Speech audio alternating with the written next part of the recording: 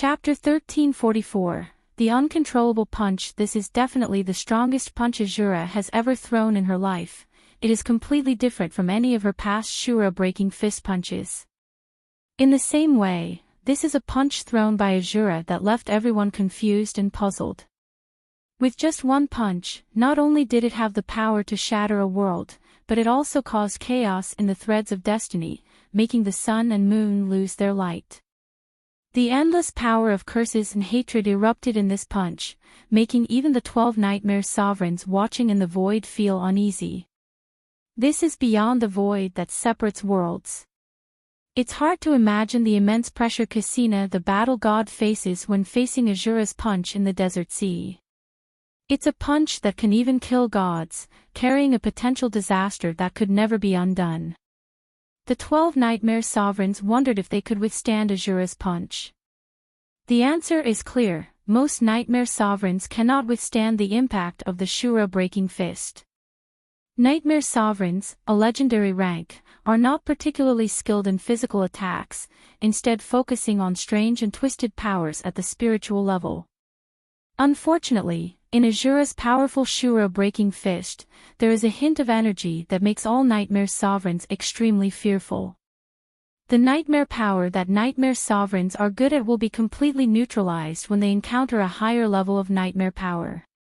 This means that when this punch hits a Nightmare Sovereign, it can cause real damage that ignores all defenses. Ada, where did you find such a monster? Phew. Facing a punch that even Nightmare Sovereigns fear, Cassina the battle god took a deep breath. Like the breath of a giant whale. A wave of unblemished life. A harmonious high note. Body sinking, left hand raised high, right hand sinking low, like a bird about to spread its wings, or a fish about to leap out of the water. Everything felt so natural and harmonious. It's that move. Shea Longness, who had suffered greatly from this move before, had her eyes light up as Cassina the battle god executed it. Cassina the battle god developed a battle technique for use against gods and demons called the Magnificence of Sky Dance. Using the power of heaven and earth, it suppressed the legendary gods and demons, a powerful move that unites heaven and humanity. The tyrannical Shura-breaking fist, which could destroy the world, was perfectly countered by the Magnificence of Sky Dance. Compared to the mediocre Yunshi, Cassina the battle god could unleash the Magnificence of Sky Dance without needing to gather energy. In just a breath, she synchronized with the power of heaven and earth. This means that Cassina the battle god could unleash the perfect Magnificence of Sky Dance anytime and anywhere without needing to spend time gathering energy like Yunshi with the Faceless God technique, avoiding the tragic fate of being overwhelmed by the essence of heaven and earth. In just a breath, Cassina the battle god synchronized with the entire desert sea, even making the endless river of time a part of her power. Translated by Gravity Tales. Controlling the power of heaven and earth with just one's own body is the ultimate achievement of the battle god genre. Cassina the battle god's body, as a battle god, could easily contain and bear the essence of an entire world. Boom! A powerful punch, filled with an ominous aura, was blocked by Cassina the battle god. Harden, activate.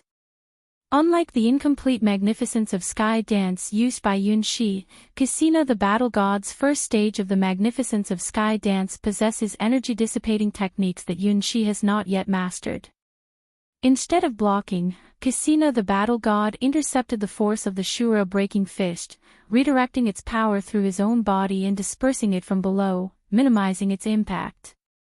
Ripples of energy expanded from beneath Cassina the battle god's feet, causing the entire desert sea to tremble as if a massive earthquake had occurred. After neutralizing a third of the punch's force, Cassina the battle god skillfully redirected the Shura-breaking fist's energy, causing their silhouettes to merge as they soared into the sky. Heaven Style, activate. Cassina the battle god and Azura, pressed closely together, broke through the sky of the desert sea in an instant, shattering unseen barriers as they ascended beyond the ballroom into the void outside. Oh no, they are coming. Run. Don't let them touch you. Are they trying to take down the referee, like what happened with the god-slaying Sky Sword last time? This is a foul. Seeing Cassina the battle god rushing into the void with Azura, all the Nightmare Sovereigns' faces turned pale, recalling the shadow brought by the god-slaying Sky Sword incident. What's even worse than the previous god-slaying Sky Sword incident is the aura entwining Shura's body, a nightmare for all Nightmare Sovereigns. Blood-red radiance. White ripples of life. A spiral of red and white intertwining light, like a divine sword tearing apart the boundaries of heaven and earth, forcefully tearing the void of this corner belonging to the nightmare world. It's amazing. Cassina probably has reached that stage. Flora watched as Cassina the battle god, who was accompanied by a faceless god, charged into the void, causing chaos in the judge's stand. Even she did not have the confidence to face the punch from Azura just now. It's a matter of compatibility. Great witches generally do not like physical fights and prefer to use various strange spells to defeat their opponents. The undefeated myth of the Battle Gods Grand Martial Arts Tournament, being able to remain calm in the face of such a terrifying punch and even counter it with techniques and flips. When Cassina the Battle God received that punch just now, the destructive force on his body was enough to shatter a god's domain. The strength of his body was truly unimaginable for a mere mortal. Similarly, the faceless god who threw that punch was the same. Anyone who could unleash such a punch, even if their body strength is not on par with Cassina the Battle God, it wouldn't be much of a difference. Truly a senior figure, to be able to fight against Cassina the Battle God like this. Yunshi widened his eyes, watching Cassina the Battle God perfectly overlap with himself. He knew that this was the heaven style of the magnificence of sky dance, a divine technique used to seal gods and demons. Compared to his own incomplete heaven style, the heaven style unleashed by teacher Cassina the Battle God was the true heaven style. Even with all 6 of Azura's arms combined, he could not break free from Cassina the Battle God's grip, and the direction of his punch was completely diverted. No matter how strong the power is, if it cannot hit the opponent, it is ineffective. Once heaven style is activated, it will make the opponent dance along. Azura's power is being absorbed by Cassina the Battle God. By borrowing the opponent's power and using it to seal the opponent, it is the magical characteristic of the magnificence of sky dance. This move becomes stronger as the opponent becomes stronger. However, Azura's Shura breaking fist has unleashed power that is beyond his control. Chapter 1345. Surging into the void despite the change in direction, breaking through the barriers of a world and causing the 12 Nightmare Sovereigns to flee, the destructive power of Shura breaking fist shows no signs of diminishing. Being restrained by Cassina the Battle God, losing 1/3 of his power, shifting the attack trajectory, and continuously absorbing power from heaven style, yet the momentum of this punch not only does not weaken, but keeps increasing. Master, acting strange. I can't control this move. Completely, can't stop. Even though Azura clearly unleashed the Shura breaking fist, shattering a barrier in the world, she felt like something went wrong from the beginning. And it was a major issue that she couldn't comprehend at all.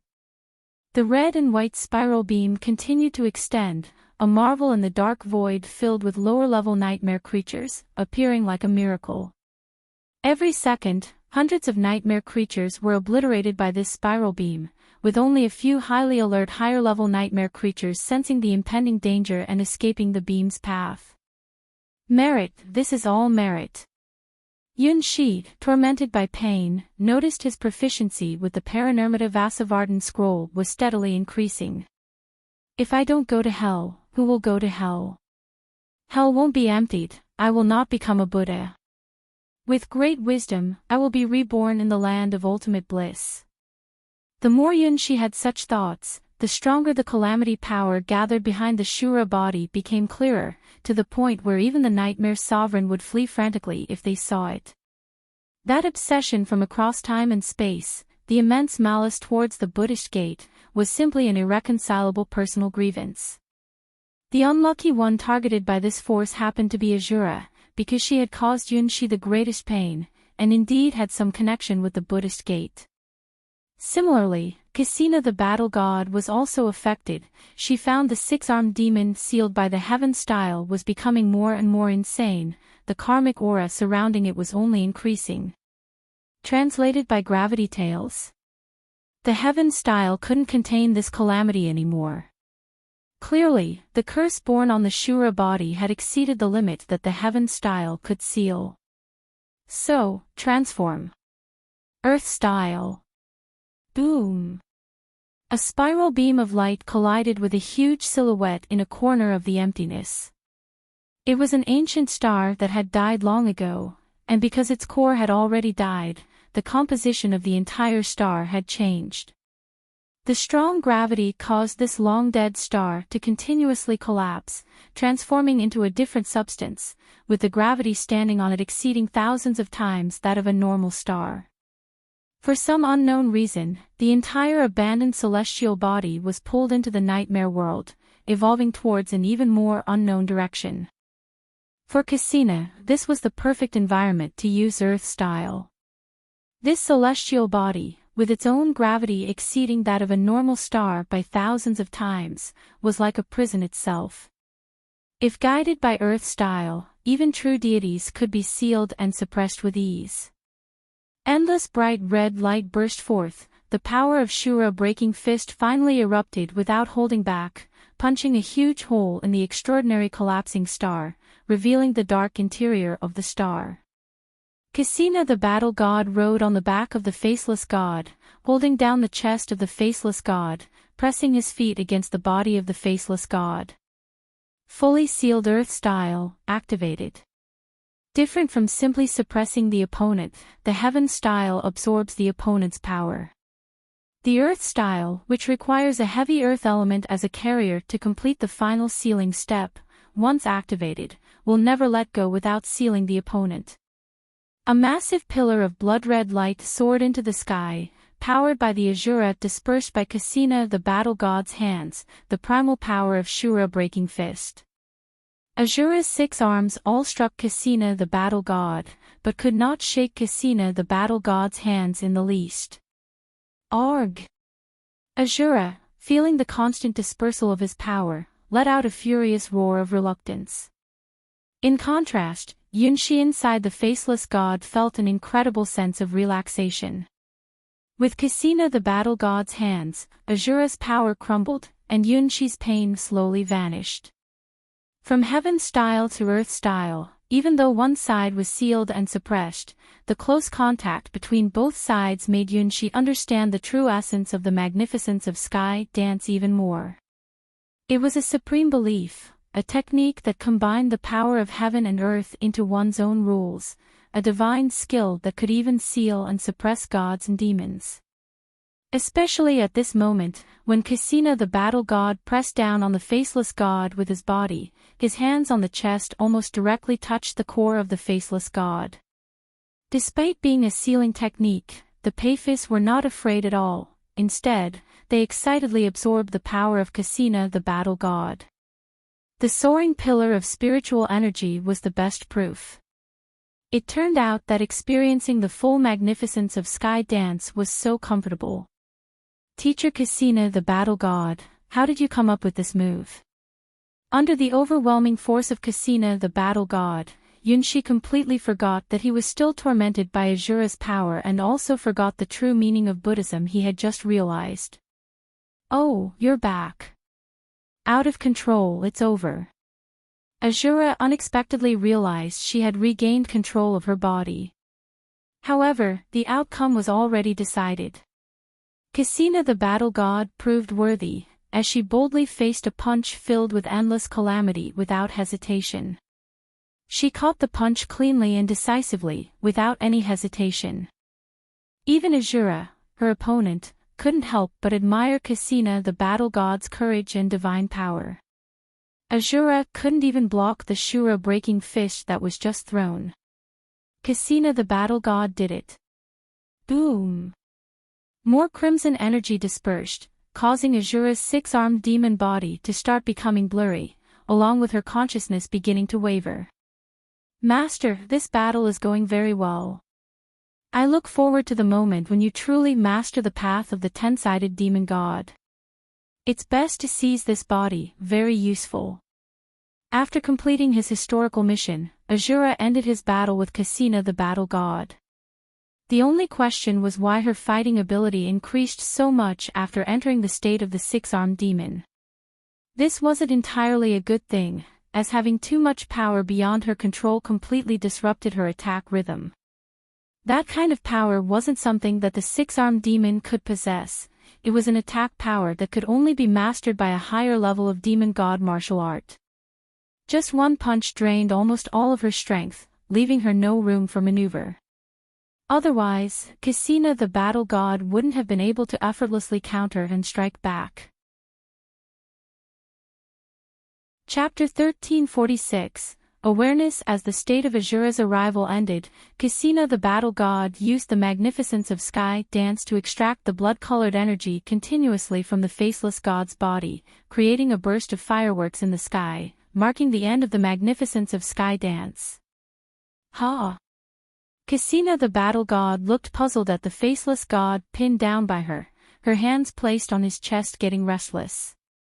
Now, it was a lawless moment, not even the 12 nightmare sovereigns who were judges could pay attention here. This is also Yunshi's fault, not being in the state of Azura's descent, the seed of the battle god and his body naturally activated under the influence of the magnificence of sky dance. In such a close contact, Cassina the battle god suddenly sensed that the faceless god she held down was quietly emitting a familiar wave. Ha! It's you, little one.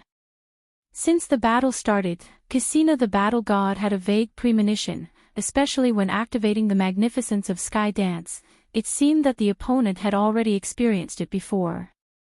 Almost failing with the heaven style, but finally succeeding with a combination of heaven and earth strikes, and with the steel star body in the void as a perfect seal carrier, the seal was completed.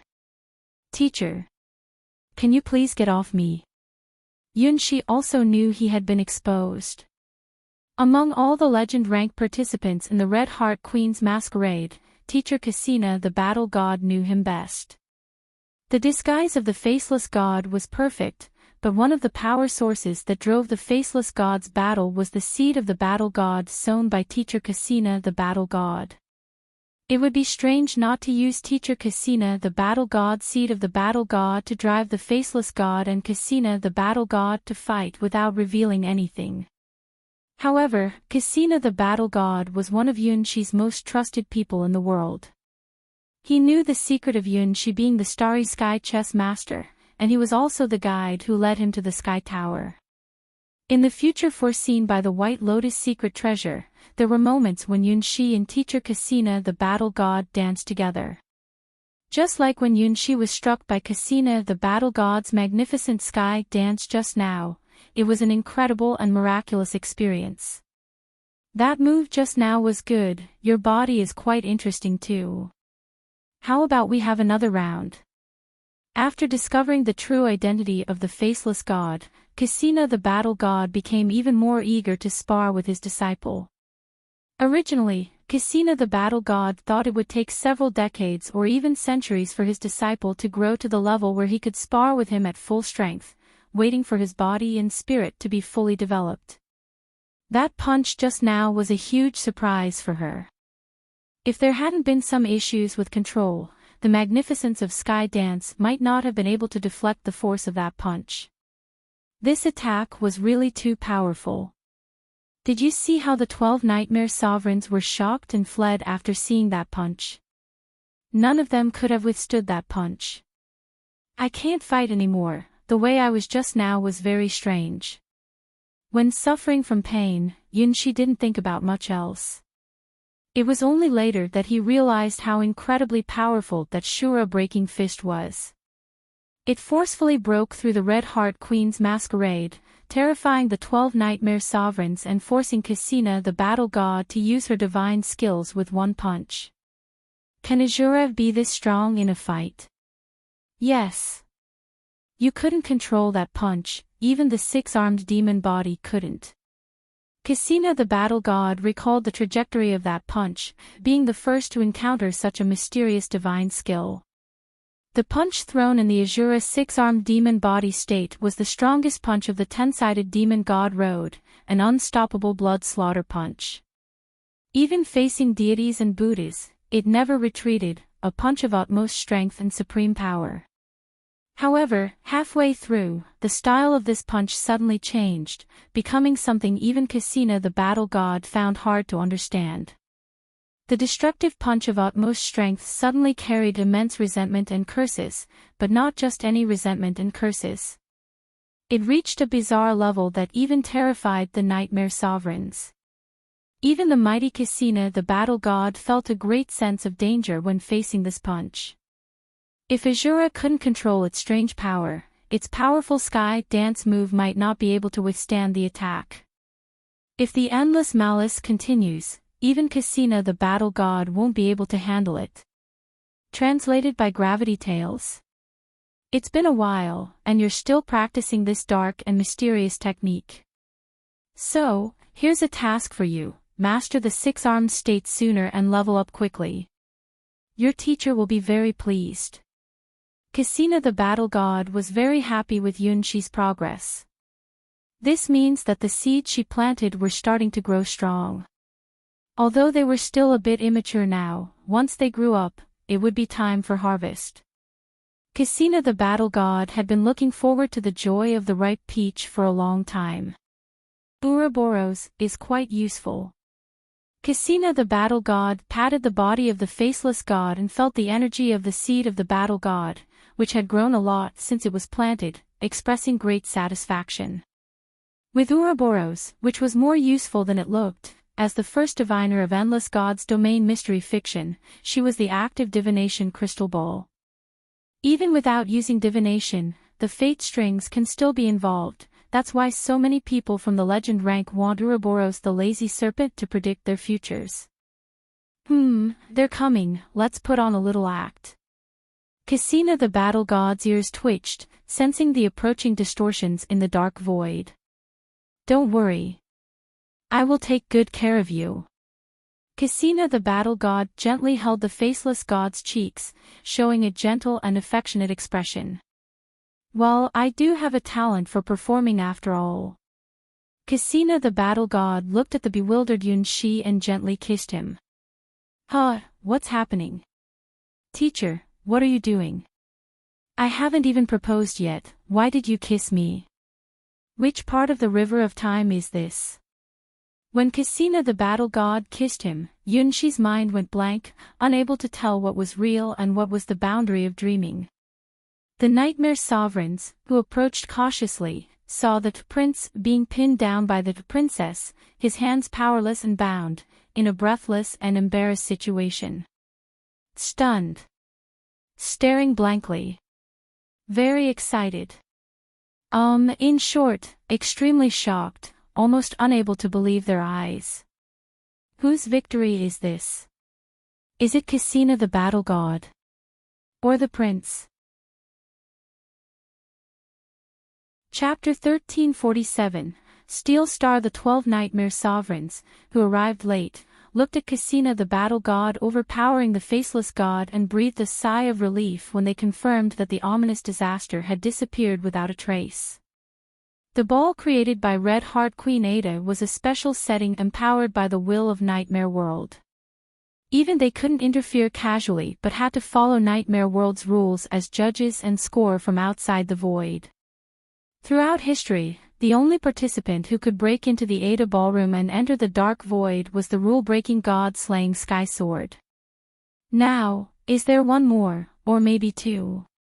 The power they just displayed, especially the Shura-breaking fist enveloped in endless disaster, made Nightmare Sovereign feel immense pressure. It's not that the 12 Nightmare Sovereign's power is truly weak, it's simply a matter of compatibility. God-slaying sky sword, Cassina the battle god, and the six-armed demon form of Azura all, to some extent, greatly restrain the rulers of Nightmare World. The Nightmare Sovereigns, beings born from the negative forces of intelligent creatures in the shadows of the mind, are very wary of the legend rank like Cassina the battle god, who does not rely on external factors but can unleash explosive attacks purely through their own strength. Translated by Gravity Tales. By relying on oneself instead of external objects, Nightmare Sovereigns lost about half of their skills. Having a strong will that cannot be influenced by any nightmare scenes, and can even interfere with reality, is the best weapon against the Nightmare World. For Nightmare Sovereigns, creatures like the Sky Sword are very troublesome opponents. It is not just one Nightmare Sovereign who has been slain by the Sky Sword, paving the way for the god-slaying Sky Sword. Although very few are completely killed off, when a Nightmare Sovereign is killed once, they enter a weakened state and often need hundreds or even thousands of years to recover. Many of the judges who were killed by the god-slaying Sky Sword are still lying in their respective nightmare territories. Ada, who has been massacred hundreds of times by the god-slaying Sky Sword in a fit of rage, due to having the constitution of both a Nightmare Sovereign and an ancient abyss god, soon resumed hosting the Red Heart Queen's masquerade. From this perspective, Ada can be said to be a very special Nightmare Sovereign, especially since it is favored by that one. The Nightmare Sovereigns chosen for the Red Heart Queen's masquerade this time naturally had to show enough respect to that one, and the dance party hosted by Ada was indeed very interesting, which is why they rarely gathered together to be judges. Do not think that Nightmare Sovereigns like to stick together.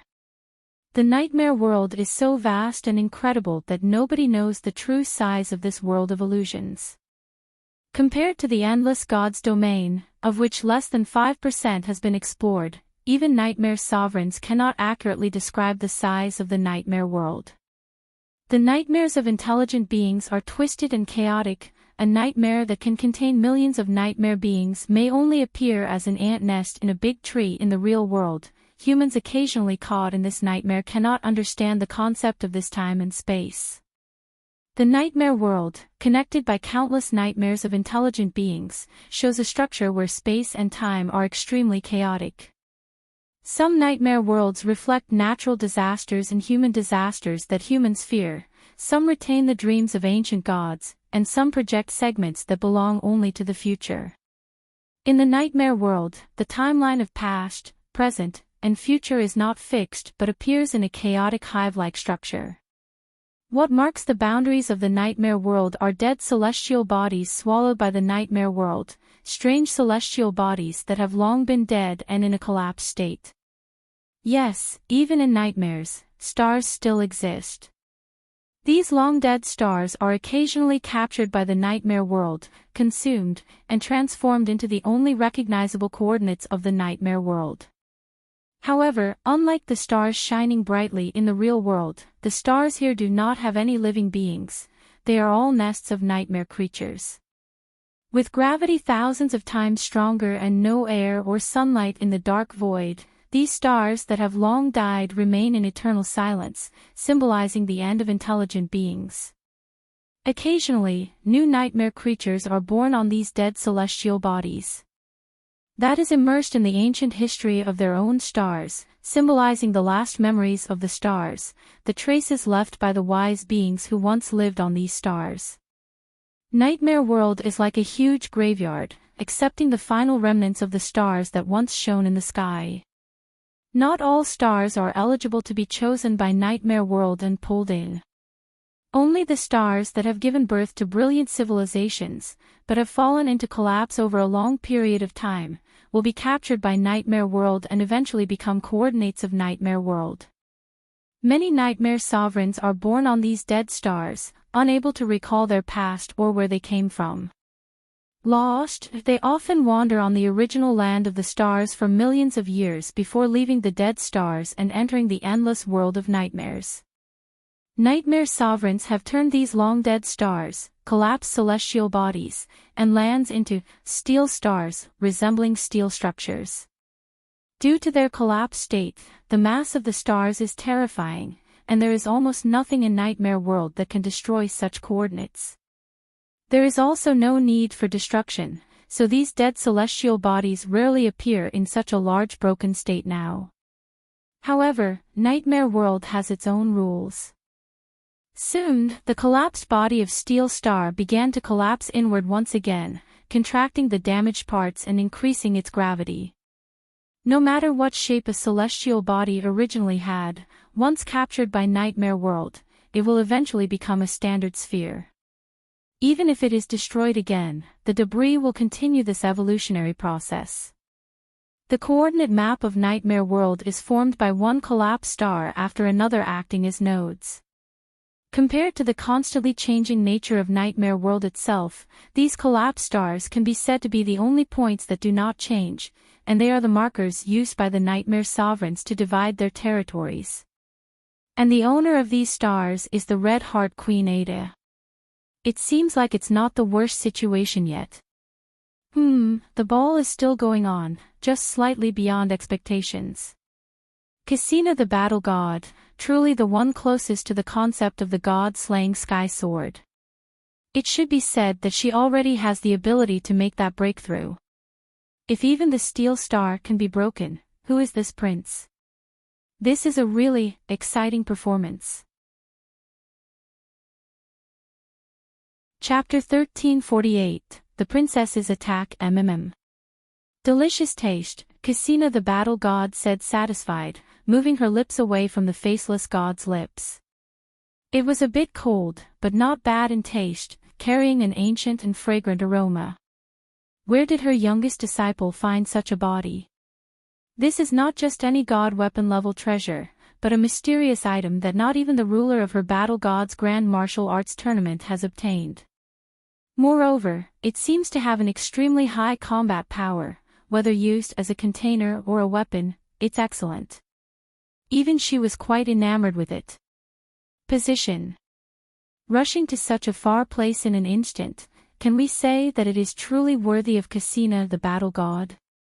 If you go further, it will no longer be part of the Ada's territory. The 12 Nightmare Sovereigns joined forces to gather the shattered fragments of Steel Star back together, just like putting together building blocks. They didn't need to intervene further, as Steel Star naturally gathered the scattered fragments back into a perfect sphere through a collapsing and recycling process. After a pause of about half an hour, Cassina the Battle God led the faceless god back onto the stage of the Red Heart Queen's masquerade. Translated by Gravity Tales. I agree. Looking at Yun Shi, who seemed bewildered, Cassina the Battle God patted the faceless god's shoulder, indicating acceptance of the prince's proposal. By now, Prince Yun Shi had separately sent out the Enchantress, Saint Demon, and Azura to conquer Ouroboros, Cyber Elf Alpha, and his teacher, Cassina the Battle God. Well, congratulations, congratulations. When Cassina the Battle God returned from the stage with a satisfied look, Flora was the first to step forward and ask, "What did you do to the seniors?" There is definitely a problem. Cassina the Battle God's attitude has changed too much. During the first round, Flora felt that she was being a bit careless about the Red Heart Queen's masquerade. Even after dancing the Battle God's dance, there was no feeling of romance between her and the seniors. But now things are different. Things got intense between them, to the point of fighting fiercely. Even beyond the venue of the Red Heart Queen's masquerade, the atmosphere between them suddenly changed. She saw a confident and victorious aura on Cassina the Battle God's face. It was just a fight. I like fighting, is there anything wrong with that? Despite Yunshi always being favored and treated like a spoiled child, happily celebrating by dancing, Cassina the Battle God herself is actually very tough. Even faced with questioning from Dusk Witch Flora, she didn't care at all and didn't bother to answer properly. No, you're lying. In love, Great Witch Flora's intuition is very sharp.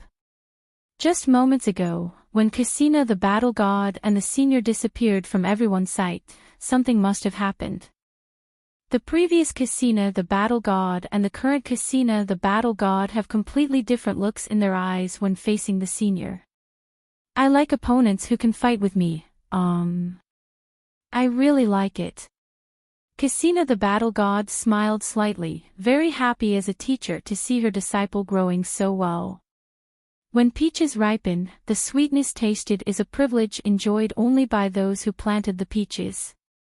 Are you such a battle god? Flora stared fiercely at Casina the Battle God, who looked calm, swearing there was a secret here. Casina, do you know her? Ouroboros leaned on the seat, with a curious expression. In a way, Ouroboros, has anyone ever told you that you've been lucky? Casina the Battle God glanced at Ouroboros. Endless Gods Domain's top-ranked mystery fiction fortune-telling fantasy creature, the snake who repeatedly avoids paying debts, seems to have a high luck value to still be bouncing around alive. Receiving an invitation to the Red Heart Queen's masquerade this time, maybe it's her mysterious ability to capture destiny at play. Of course, if our luck value and charisma aren't high, we fortune-telling mystery fiction tellers won't make it. Who would be interested in listening to an ugly old witch's fortune-telling? Naturally, only those with a beautiful figure can deceive. I mean, guide destiny. Ouroboros straightened their chest, swaying their voluptuous peaks, speaking the truths of the universe. Good-looking women with great figures are always favored no matter when. The chest represents justice. Well done.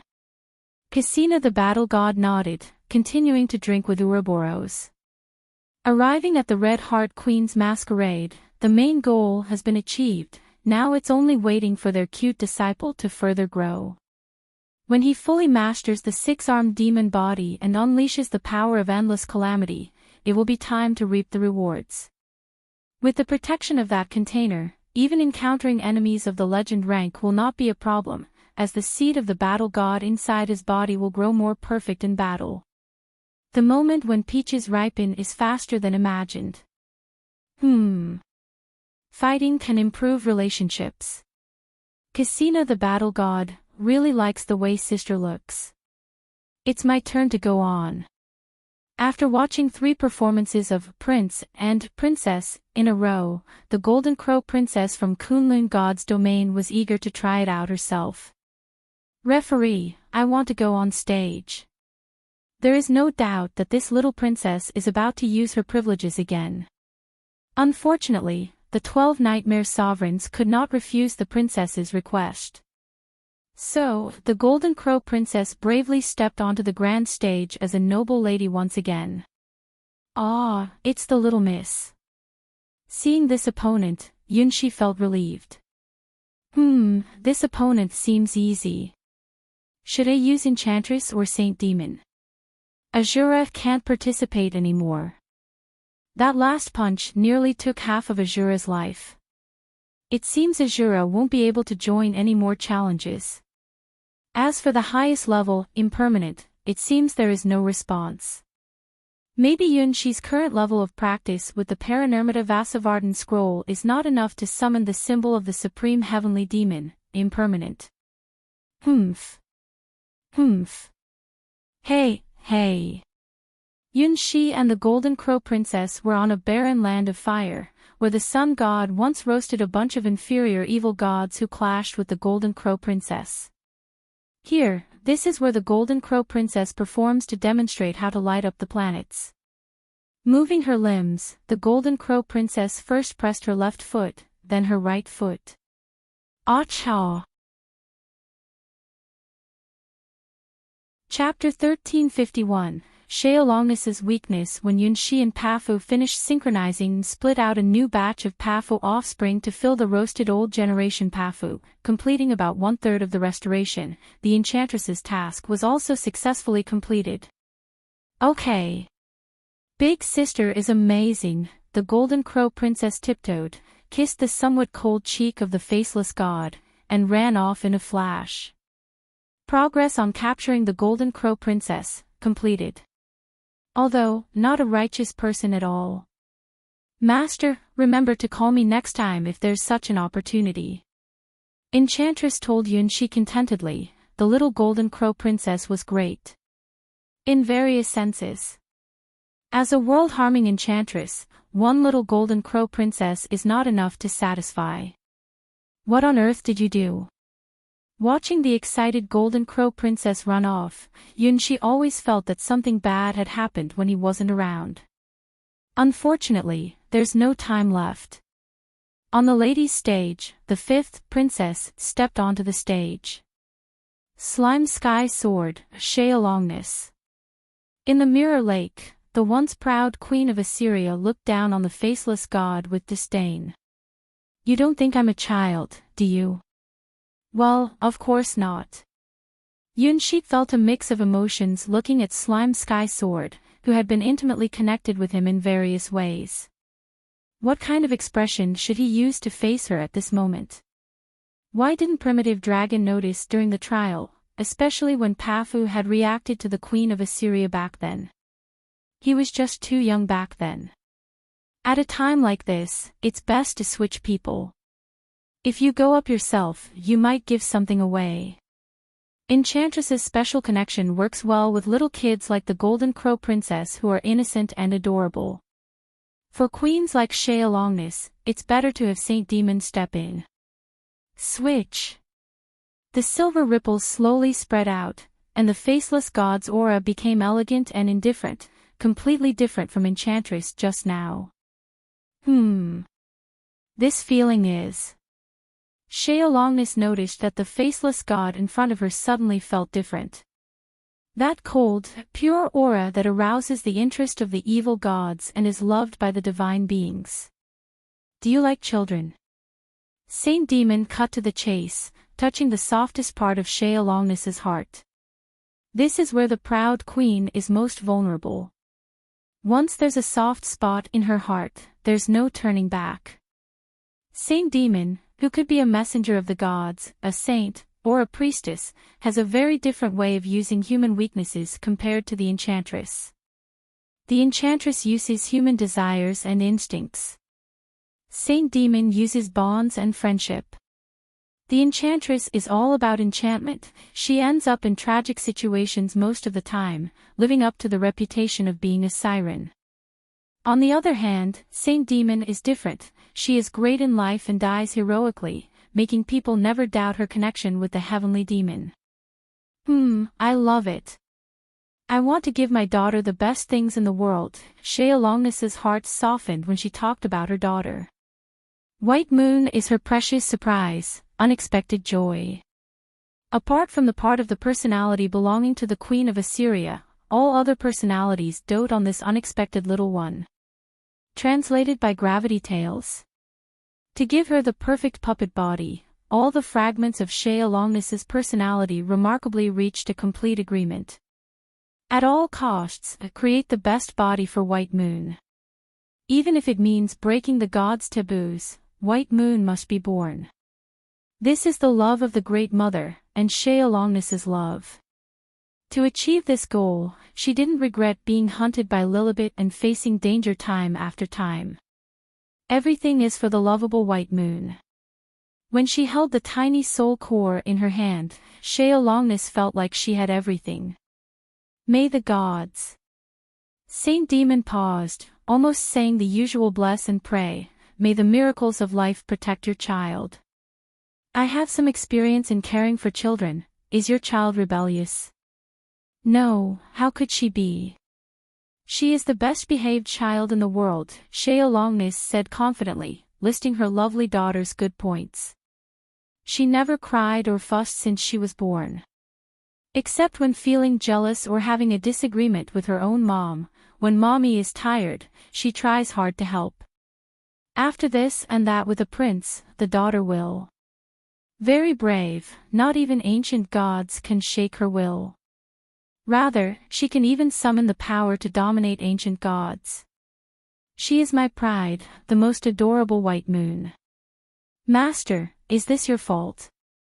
Saint Demon felt that her master had seriously misjudged the kind of daughter she had raised. As a holy woman who always listens to human troubles, Saint Demon has valuable experience in how to have a good relationship with such a great mother. The empresses, who seem towering and aloof in the eyes of ordinary people, always love to confide their troubles in holy women. Moreover, without exception, they all have nothing to do with national affairs, solely focusing on family matters. For these great women, their troublesome children are a bigger concern than national affairs. They are great rulers, never showing weakness to their people. Only in front of the saint representing the gods can they release their concerns.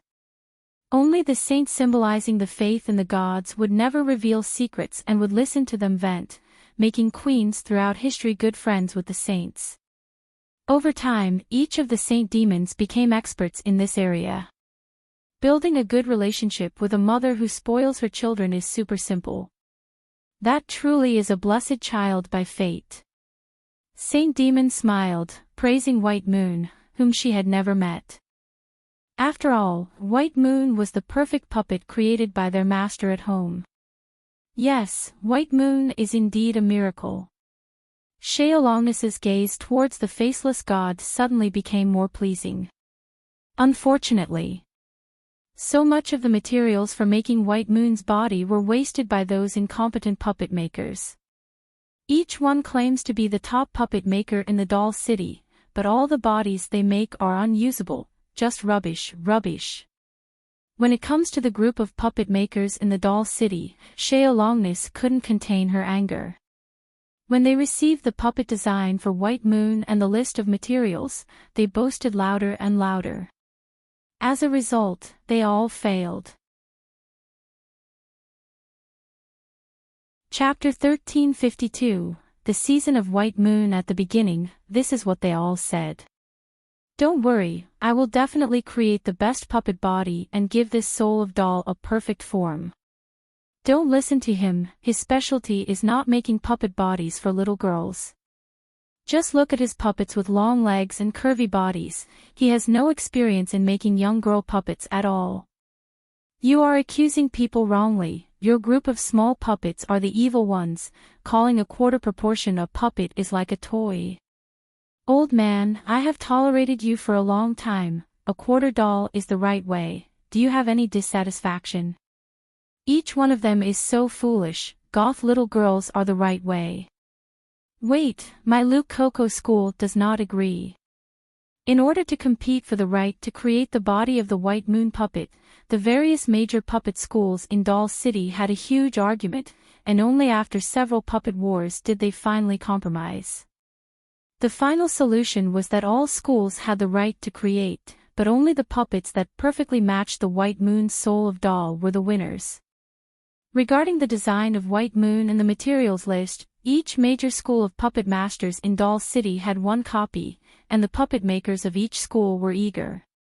They placed orders with the various major guilds of the Endless Gods domain to purchase enough materials to create a large puppet army. The main material for the puppets, the extremely precious moonlight branches, were almost completely bought up by these crazy puppet makers. As a specialty of the fairy clan, many moonlight trees in the elfin forest were nearly stripped bare by mercenaries from the Endless Gods domain recently. They were looting these precious magic trees almost to the point of uprooting them. Especially the moonlight tree that has been around for many years, many people took a risk and sneaked into the deep elfin forest to steal the materials that have doubled in price continuously. Many people were caught by the scouts of the fairy clan and sentenced to hundreds of years of imprisonment. Despite the heavy penalties, there were still a large number of crazy mercenaries coming one after another, just like mushrooms after the rain. These mercenaries who kept coming to steal goods made the usually peaceful fairy clan angry. They started catching them one by one, and now the fairy clan's prison is overflowing. As the buyers, the puppet makers began a large-scale, White Moon manufacturing plan. Following the layout and list provided by Sheolongness, each faction sent their strongest puppet maker to participate in the White Moon manufacturing plan this time. With great interest in the mysterious existence of White Moon, they each showcased their skills and expertise, creating several theoretically flawless puppet bodies with the most perfect technique and the most demanding attitude. Even by the strictest standards of the doll city, these puppet bodies were the highest masterpiece. If they were to be sold, each one would be a priceless treasure. Surprisingly, all the bodies manufactured according to that layout and list were defective products. White Moon said that all these puppet bodies were no good, they were all failures. She couldn't find a match among these bodies, even the best one was too far away for White Moon to use. If we consider the perfect body for White Moon as a score of 100, then the best puppet made by the doll city for White Moon, rumored to be a masterpiece crafted from moonlight branches for over 10,000 years, only scored less than 30 points. When this score was revealed, the entire doll city was shocked. As the soul of doll, White Moon would not lie about such an important matter. If something works well, it works well, if it doesn't, it doesn't. Despite being the most perfect puppet created by combining the talents of all the outstanding puppet makers in the doll city, it couldn't even pass. Even though they followed the list meticulously and used materials superior to those on the list, they still couldn't reach the passing grade. This fact dealt a heavy blow to many confident puppet makers and sparked a revolution in the doll city. The special puppet makers in the Endless Gods domain, who are known for creating a huge army of puppets, felt ashamed for the first time about their lack of knowledge. The appearance of the White Moon taught these puppet makers that there are always greater things beyond what they know. The soul of doll, which has its own wisdom and spirituality, has always been the ultimate fantasy of puppet makers, the core of the legendary, perfect puppet. Now that the perfect core has been found, they realized they couldn't create a body that matches it, even with the materials provided, which was quite embarrassing. The entire doll city was abuzz with excitement because of the White Moon's arrival, symbolizing the ultimate dream of puppet makers, just like Cyber Elf Alpha in the Mechanical Gods domain. After the first failed attempt at the White Moon manufacturing plan, the puppet makers in the doll city reflected on their mistakes and came up with different ideas. Some believed that the materials used to create the White Moon were not good enough, and that the moonlight branches in the elfin forest were better. They decided to negotiate with the fairy clan to collect more precious materials for the White Moon's body. Others thought that just having the materials was not sufficient, they needed to develop new puppet-making methods based on the basic diagrams and material lists provided by Shea Longness. Some even proposed a plan to create 10,000 White Moon puppets, and then have them battle each other to see which one would emerge as the White Moon's champion. As the mother of White Moon, Shea Longness's opinion on these plans is, let's try all of them. Shea Longness herself sneaked into the Sky Tower, opened up a few of the Sky Tower's most precious warehouses, and stole the valuable materials that could be used to make White Moon. The leaders of the major factions in the doll city each gathered a group of followers and worked hard to develop new plans for creating the body of White Moon. The lower-level puppet makers who didn't have the ability to develop independent plans joined the vigorous, White Moon mass production plan, and prepared a large-scale battlefield for mass-produced White Moon puppets. They were ready to observe and record the performance of these White Moon puppets made by moonlight branches in actual combat. The entire doll city was buzzing with excitement for a moment. All plans related to White Moon were given the highest priority. In fact, the research on White Moon has become a brand new emerging field of study in the doll city. In just a few months, the results produced by this field of study had already surpassed the accumulative achievements of the past several hundred years. Translated by Gravity Tales. Inspired by the White Moon manufacturing plan, the extremely excited puppet makers referred to this field of study as White Studies. In the doll city now, it's the season of white learning. Chapter 1353, The Crazy Puppet Makers. After spending several months in the doll city, Shea Longness saw with her own eyes that the puppet maker's promise was broken. At the beginning, don't worry, leave everything to us, we will definitely create the best body for White Moon. This level of difficulty is just average. The puppets we make will have a more beautiful and outstanding design than this. Translated by Gravity Tales. Moonlight branches as the main material are quite rare. The materials on this list are not good enough. We can provide you with higher quality goods. Midway through, the initial manufacturing failed. Please give us a little more time. What's wrong with this composition? I followed all the instructions, but the finished products didn't meet the requirements. Did I miss something? I don't believe this is my fault. It's a problem with the composition and the list. Even if I jump from the doll city and fall into the endless void, I will never make another puppet based on this composition again. The end. Oh my, what's going on with this composition? Moonlight branches, we need more, longer-aged moonlight branches. Place an order with the Mercenary Guild. What? Out of stock. The mercenaries we sent out were captured by the fairies. I don't care, increase the price, raise it again. Without moonlight branches, I won't be able to survive. White moon, white moon, white moon. This composition is amazing, give me 10 more sets of the materials on the list. Failed works are unnecessary, let's tweak them in the warehouse and turn them into production machines for the White Moon project. From starting off confident, to doubting life in the middle, and finally ending with crazy admiration and research. Based on her memory, Shaolongnis handwrote the White Moon sketches and checklist, showing a trend towards becoming the holy artifact of the entire doll city. Research on White Moon has become the top priority for all the school of puppet masters in the entire doll city. Every month brings new achievements, and every day brings new discoveries. Moonlight branches, originally not popular puppet materials, have skyrocketed in price over the past few months, with prices increasing several times over, especially for older branches. The soaring prices have driven a group of mercenaries to take risks, stealing moonlight trees used for decoration in the Fairy King's court. In a bid to secure scarce supplies, the major puppet master schools have engaged in numerous puppet warfare duels. The intense competition has led to rapid progress, bringing about a transformative change to the doll city which had seen little progress for hundreds of years, all because of the arrival of White Moon. Just studying how to make the White Moon model puppet has many different parts.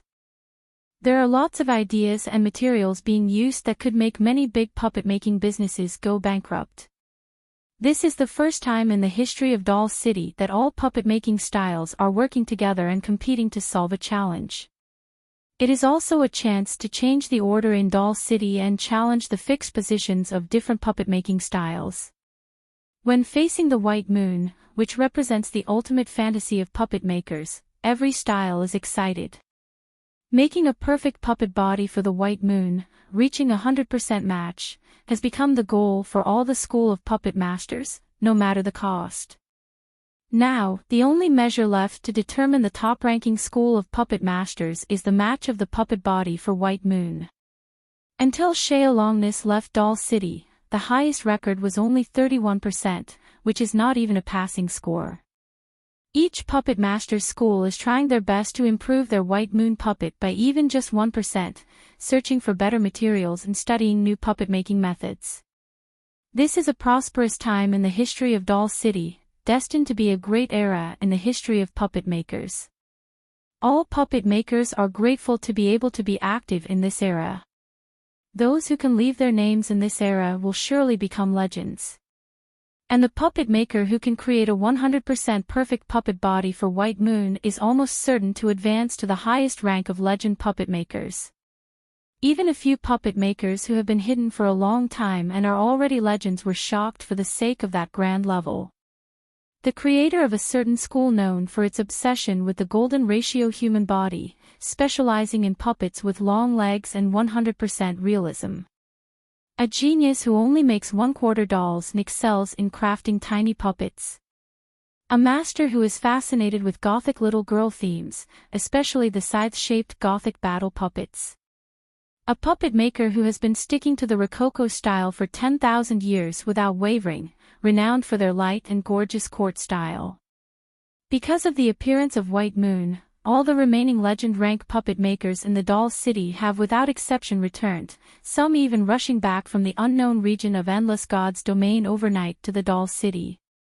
The puppets they made were all priceless, but none of them had a soul and wisdom as spiritual and wise as White Moon's. Creating a soul and wisdom for the puppets has always been the puppet maker's goal. The soul here is not the twisted and malicious spirits that black magic can summon. What puppet makers desire is a pure, pristine blueprint like a blank canvas that can depict endless scenery, a pure soul that can perfectly match the puppet's body. White Moon possesses such a special and pure soul. If the faceless god represents a perfect vessel, then White Moon is a naturally perfect soul, the treasure that all puppet makers dream of. The only thing that puzzled the legendary puppet makers was why White Moon existed as a soul. She clearly had her own puppet body once, and that sketch and list are the best proof. For puppet makers who are already famous for their paranoia and madness in various mysterious professions, creating White Moon's puppet body is an irresistible temptation. So, those idiots wasted all my materials, not even producing a decent product. They shamelessly asked me if I could provide them with White Moon's past body for research. A group of people who can't achieve anything well but cause a lot of trouble, why would I bother with them if I had the chance? After scolding all 4 puppet makers of the legendary rank thoroughly, Sheolongness felt just a little bit better. There's no way around it, those puppet makers really disappointed people. Chapter 1354. Saint Demons Lie. After experiencing disappointment time and time again, Sheolongness had to accept a fact beyond her control. These self-important and secretive puppet makers, including the 4 legendary puppet makers who had long disappeared from the world, were all talk and no action. In the dream, the prince born to the White Moon that married the Queen of Assyria was supposed to have a body made by the puppet makers, but they couldn't even create a decent thigh. What a failure! What a sense of powerlessness! Even if they say the materials they used are much more expensive than listed, it doesn't matter. If it's not suitable, then it's not suitable. In Sheolongness's eyes, the combined value of their offerings couldn't even buy one leg of their daughter. Unable to meet the standards, Sheolongness reluctantly accepted the explanations of the puppet makers in the end. To create the perfect puppet body for White Moon, better materials are needed. When it comes to moonlight branches, the older, the better. For all types of gemstones, the higher the quality, the better.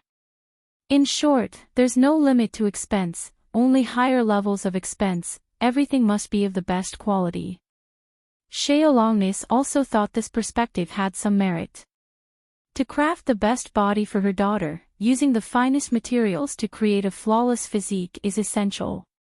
Fortunately, according to her intelligence, the warehouse in the Eastern God's domain, the Sky Tower, had many suitable materials for puppet making, including the main material moonlight branches, supposedly gifts offered by fairies to the Queen Mother of the West. Even she found it almost impossible to sneak into the Fairy King's court, where the mythical fairy resided. The Endless God's domain had very strict security, and there was no place for creatures like slimes, making it one of the most heavily guarded forbidden areas. On the other hand, the warehouse of the Sky Tower was different. Being the Sky Sword of the Sky Sword God's domain, she had special privileges in the Sky Tower guarded by Lilibet. Taking advantage of her identity as the Sky Sword, she sneaked into the warehouse area of the Sky Tower while Lilibet wasn't paying attention and stole about half of the offerings to the Queen Mother of the West, especially the precious materials used to make high-quality puppets, which were almost completely wiped out. She also stole some materials that she thought might be useful and then escaped. Everything was going smoothly until Lilibet discovered something suspicious and aggressively pursued her, determined not to let her escape. It was a dreadful time for her, as powerful as the child of God of the slime race with the ability to constantly regenerate, she was being relentlessly hunted down by Lilibet. If she had been any other Sky Sword, her true form would have collapsed and she would have entered a dormant state early without spending thousands of years to return. Translated by Gravity Tales. Lilibet's special sword can judge evil actions, so when Sheolongness stole half of the Queen of the West's gift, she was definitely considered guilty. Even though Sheolongness left behind World Tree leaves in the warehouse worth almost the same value, showing she didn't take without permission. So, I did actually pay for it. Queen of the West probably won't mind too much. After explaining why she stole from the Sky Tower warehouse, Sheolongness looked upset. The Lord of Kunlun God's domain didn't really care about this matter. Why are you so upset, Lilibet, chasing after her to the ends of the earth, even unable to stop her pursuit at the Red Heart Queen's ball? The Fairy Clan's gift to the Queen of the West is meant for exchanging certain special resources from Kunlun God's domain. The Queen of the West didn't pay much attention to these gifts, keeping them in the Sky Tower warehouse, which implies these gifts aren't that valuable to Kunlun God's domain either. At least, they couldn't compare to the desperate love of Sheolongness. I understand. Striving for something important in a very admirable way. Saint Demon expressed understanding towards Sheolongness's actions. For some people, certain things are just decorative gifts, but for those who need them, they may be more important than life itself. In this world, inequality is mostly like that. The goals you strive for throughout your life are just starting points set at birth for many people. Even someone like Sheolongness, who is the Sky Sword, worked very hard to help her beloved daughter gain a body. At this time, pursuing Sheolongness relentlessly like Lilibet, who was duty-bound to do so, seemed somewhat harsh. Of course, it's not to say that she was wrong, it's just that both sides have different perspectives, leading to different conclusions. I stand by your side. Is there anything you need help with? Saint Demon cleverly approached Sheolongness step by step. Capitalizing on the soft and easily influenced parts of human nature, making oneself indispensable to someone is what Saint Demon and her group excel at. Different from the enchantresses, who use their relationships to influence others for their own gain, gaining leverage in crucial situations. Saint Demon is the opposite. She uses relationships to help others sincerely and genuinely. It shows in her actions that she truly means it. Saint Demon doesn't need others to do things for her or benefit from them. She cares about what place she holds in their hearts. When Saint Demon passes away, it will cause a big stir in the river of fate, leaving a deep mark on the hearts of those she influenced. Sometimes, these emotional marks hurt more than physical wounds and cannot be healed. Even if someone later shows 10 or 100 times more tenderness and love than Saint Demon did, they can't replace the spot Saint Demon holds in their heart. Because no one can defeat the deceased. Sacrifices made in youth, with a bright future ahead, are often forgiven, despite past mistakes and flaws. People forget the bad about her and only remember her sacrifice and brilliance, even elevating her virtues to a saintly level. The dead cannot speak, nor do they have any need for disputes or conflicts. Even those who were enemies with Saint Demon would not say anything negative about someone who has passed away. In a way, the Saint Demon who sacrificed herself is considered a better Saint Demon than the one who is alive, as her sacrifice has a greater impact. Keeping their virtues till the end of their lives is the path chosen by the Saint Demons. If someone holds on to a lie their whole life and sacrifices themselves based on that lie, then no one will doubt it's a lie. Great Saint Demons are all serious deceivers until the end. Chapter 1355, The False and Serious Sacredness Being Sincere to Others. Truly caring for others. Not caring about power and wealth, living a humble life and staying calm at all times. Such a girl is seen by others as the most suitable to become a saint, priestess, or messenger of the gods, the chosen vessel by Saint Demon. Under the seemingly perfect shell, hides the scent of death that has long been destined. pure and beautiful like fragile glass that can easily break with a little force. Beneath the virtues that everyone admires, lies the body of a young girl who is nearing death or even close to dying. No one would doubt that a saint like her would lie or deceive others, because there seems to be no advantage in doing so. The ambitious always believe that all conflicts stem from self-interest. What puzzles the ambitious is that they cannot find any benefit for the saint in her actions. The enchantress, who brings trouble to the world, suits the ambitions of many. Some even choose to cooperate with the enchantress to bring about a great upheaval. For humans, every disaster leads to countless deaths, families torn apart, and everything fading away. But for the ambitious, the time of disaster is when they thrive. In times of chaos, where there is turmoil, that's when the ambitious shine. Translated by Gravity Tales. For these ambitious individuals, the seemingly flawless saint is the thorn in their side that they must get rid of. Similarly, for the saint embodied by Saint Demon, this era is also the best opportunity to change destiny. Because Saint Demon seeks not the extravagant life of the enchantress, but to bring death and scars to countless people.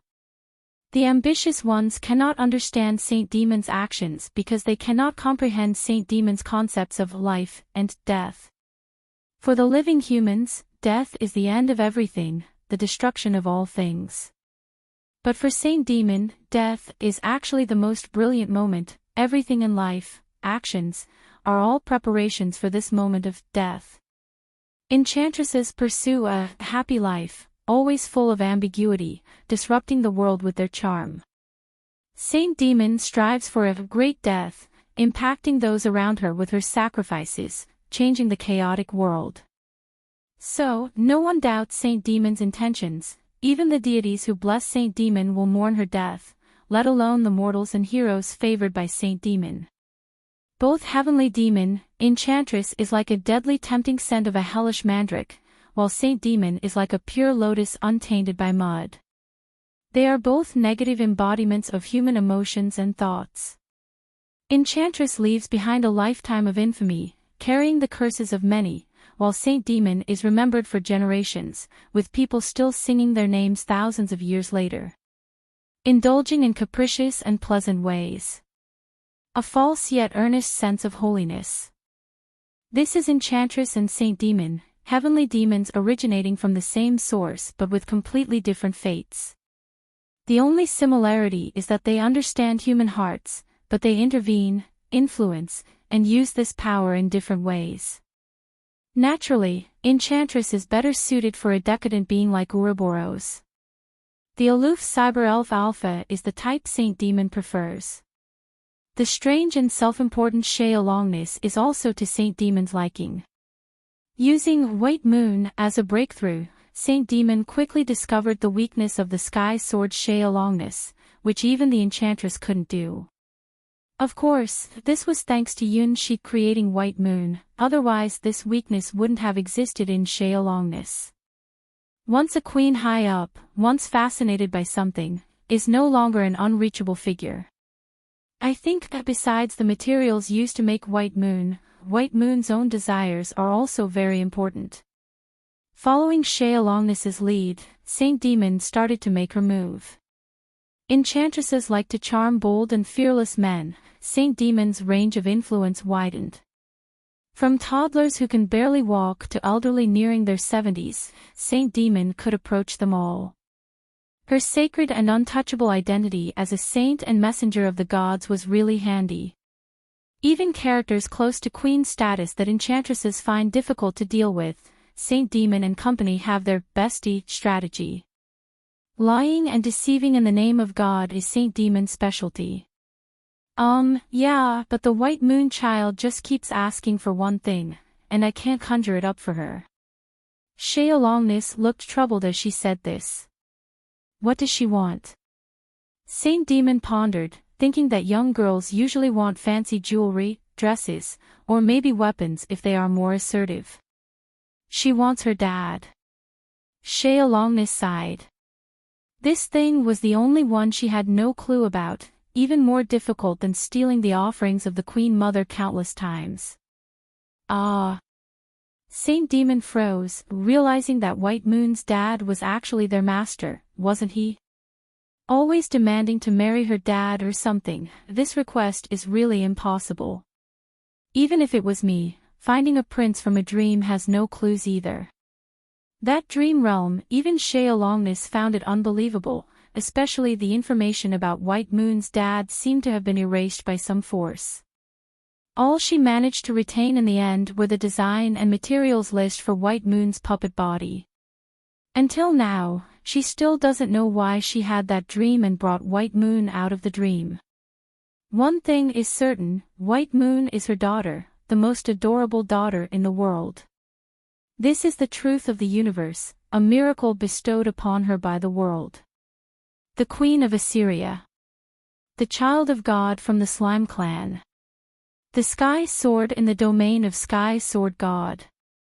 The archenemy of Hydra the Water God.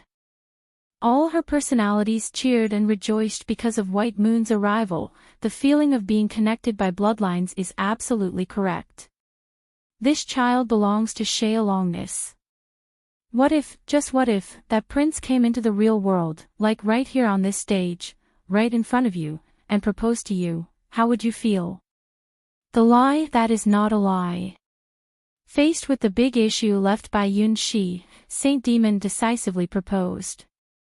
This is the moment, this is the opportunity, there is no better time for strategy than now. Oh, let me think if that shameless jerk is really here.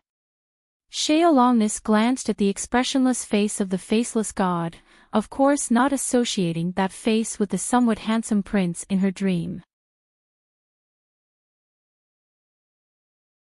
Chapter 1356, Shea's Confession, I Will Do It. Shea Longness's eyes were serious, filled with a kind of fierce determination. Stepping down from her own giant foolish spider throne. Every step was filled with a different feeling. Grinding teeth in hatred, a raw feeling of resentment for having something important taken away. Reluctant to let go, longing for beautiful memories, reliving the warm moments in time. Full of anticipation, nervously excited, unable to resist. Fierce and intense, yes, it was a fierce energy, a sharp and intense one. Saint Demon saw for the first time that within these few steps, someone could display such a variety of complex expressions. Translated by Gravity Tales. Why do you still have to appear before me? Shea Longness reached out her small hand and gently stroked the neck of the faceless god. Danger, danger, Saint Demon's intuition told her that Shea Longness was now at a level of red alert. This seemingly gentle hand could break the neck of the faceless god at any moment. Left me and White Moon behind, I wonder where he ran off to. Just showing up now, what do you think of us? White Moon keeps asking for you every day. You're incorrigible, a big liar.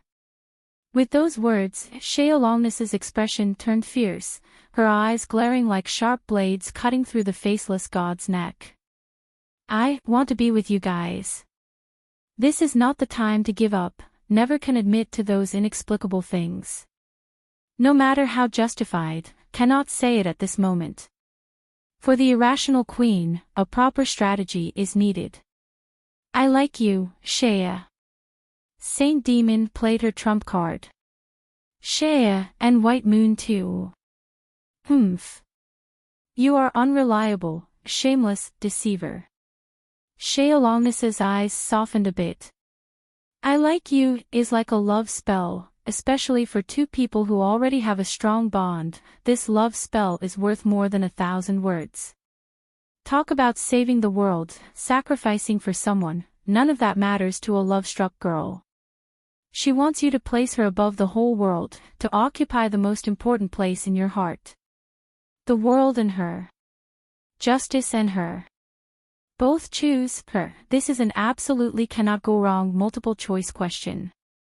If it wasn't for White Moon, I wouldn't even look at you. Staring fiercely at the faceless god, Shea Longness imagines this expressionless silver-white face as her prince. Very strange, there is a hint of a familiar taste, as if the prince who only appeared in her dreams was really in front of her. Although their size, gender, and race were completely different, there was a sense of recognition. So, at this moment, it's time to speak out and express the anger in her heart. You are the worst prince in the world, daring to marry the apostle of the old god, and also planning to marry her daughter at the same time. I don't care about your past burdens, or your status. From now on, I need you to take up this responsibility. You created White Moon, gave her life and soul, so you must take good care of her. Every hair, every inch of skin of White Moon is our treasure. You must help me raise White Moon to become the loveliest princess in the world. In that case, I can accept you and be with you. If you can't do that, no matter where you hide in Endless God's domain, Shealongness will chase you to the ends of the world. Instead of sweet words between lovers, this feels more like a curse. This is Shealongness being not honest, confessing to the prince who gave her the White Moon. Master, you're in trouble. But I guess this counts as completing the task. Saint Demon held Shealongness's hand, and while the other was still lost in her own confession, she lightly kissed her cheek. Mission accomplished. As for what happens next, it's not her concern anymore. Master, you caused trouble, you'll have to figure out how to solve it on your own. When Yunshi came to his senses, he found himself sitting on the throne of the giant foolish spider. In her embrace, was the familiar queen of Assyria, no, the maiden body of Shealongness. Thank you, I suddenly feel like it's nice to relax occasionally, so let me take a rest. Shealongness stretched her body and lay down on the faceless god's lap. A long-lost knee pillow with a hint of nostalgia. Why is it that although she met the legend-ranked deity for the first time, it didn't emit the aura she disliked like other deities? In a daze, she felt like this scene had appeared before. Yunshi lowered his head and looked at Shealongness's sleeping, snow-white face. Of course, this wasn't the first time. During the trial of the primitive dragon, he married the queen of Assyria and spent a brief moment with White Moon. They always acted together. During tea time, after enjoying delicious bread and pastries, they would lean in his embrace like this, enjoying their own neat pillow time together. Usually, White Moon was on the left, the queen of Assyria on the right. Both of them would naturally take their positions and sweetly sleep on his lap. Looking back now, that was the most comfortable and pleasant time during the primitive dragon's trial. It's a lie. Yunshi still remembers how, after becoming the king of that world, the queens would sometimes fight and sometimes have tea together in the royal court. It was a lie he told to the whole world. Even though it was a lie, it felt happy and sweet. The first queen, the queen of Assyria. The second queen, White Moon. The third queen, Desert Dragon Zaka. The fourth queen, Ice Dragon Zaka. And the girls from the Starwings Knights who were engaged to the prince. Just like right now, there was no fighting, just peaceful and warm time. Sorry for not telling you the truth. Brushing past Shealongness's hair, the dangerously ancient god spokesperson, Slime Sky Sword, softened in Yunshi's eyes. It was the time spent by the young king and queen, traces of their past love. Even as the dream ended and the world where they made a marriage vow fell apart, the lies ended at the moment the world ended, but these memories wouldn't disappear. Whether it's 1,000 years or 10,000 years, only this memory remains like eternal pebbles in the river of time, shining with the light symbolizing happiness. Chapter 1357, Flora's uneasy premonition in the void. The 12 nightmare sovereigns were already boiling. Ever since the Red Heart Queen's masquerade began, they had never seen such strange occurrences, or rather incredible miracles. The first time a prince character joined the Red Heart Queen's masquerade, creating a miracle that excited all the judges immensely. Oh, it worked this time too.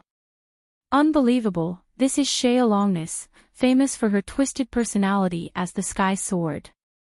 Even the monsters in the Sky Sword can be defeated. Who is this prince really? Where did Ada find this prince? It's just. The Nightmare Sovereigns were not easily surprised. As terrifying beings born from human nightmares, they had seen countless strange landscapes. Yet, the events that unfolded at the Red Heart Queen's masquerade were truly extraordinary. The faceless god who played the prince confessed to 5 legendary beings in a row, and all were successful.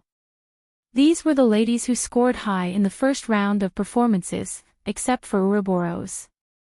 Followers of ancient gods, undefeated champions of the Battle Gods Grand Martial Arts Tournament, protected by primordial beings, the young fantasy species, the special new generation of gods, skilled in divining fate among mysterious fantasy beings.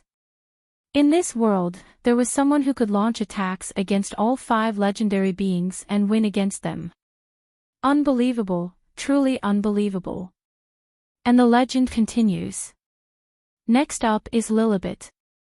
This is impossible, Lilibet will not be swayed.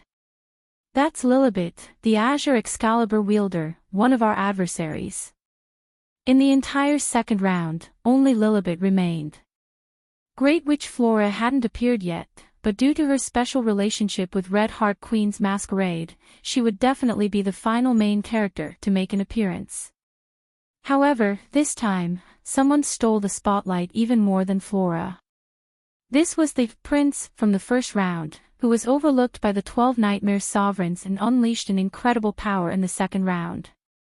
The 12 Nightmare Sovereigns judges were eagerly watching as Azure Excalibur prepared to grace the stage. Compared to Flora, this individual may be the most formidable fortress in the second round, an unbeatable iceberg. She is very stubborn and aloof. Even in the renowned Sky Sword, the guardian of the Sky Tower, Lilibet has defended the Sky Tower from the twilight of the gods until now, defeating numerous invaders, making her truly unique. In the ancient Sky Sword of the Sky Sword God's domain, Lilibet is the holder of the orderly divine sword and the guardian of the Sky Tower. Love seems to have nothing to do with her. The 12 Nightmare Sovereigns all believed that this prince was going to fail this time. Lilibet's nature is completely different from everyone else. She is the object of desire for the Nightmare Sovereigns, possessing an entire soul gold sand from Gold Coast, yet she is also the archenemy of nightmare creatures. That ice-blue orderly divine sword poses a huge threat to all guilty beings. You are all taking advantage of your seniors. Don't any of you know what it means to be a lady? Flora watched as 5 consecutive contestants appeared on stage, and felt angry as Yunshi conquered the legendary rank in different ways, as if his bread had been eaten by someone else. Her fingers are very comfortable and the wine tastes really good. This was a decadent response from Ouroboros. She had no immunity to lovely young girls and fine wine. She is very good at chess, quite impressive. Cyber Elf Alpha accelerated her reviewing, pondering on the great whirlpool tactic she had just learned, while answering earnestly. I think she is pretty good, Flora, you have a good eye. Cassina the Battle God, who knew the truth, looked at Flora with a twinkle in her eyes. It seemed like Dusk Witch took a liking to their disciple. If this happened, she would be able to use Flora's connections to travel to other areas in the Endless God's domain in the future. My sister is very good at talking, has a really pleasant voice, and teaches many things that are not taught in textbooks. I really like my sister.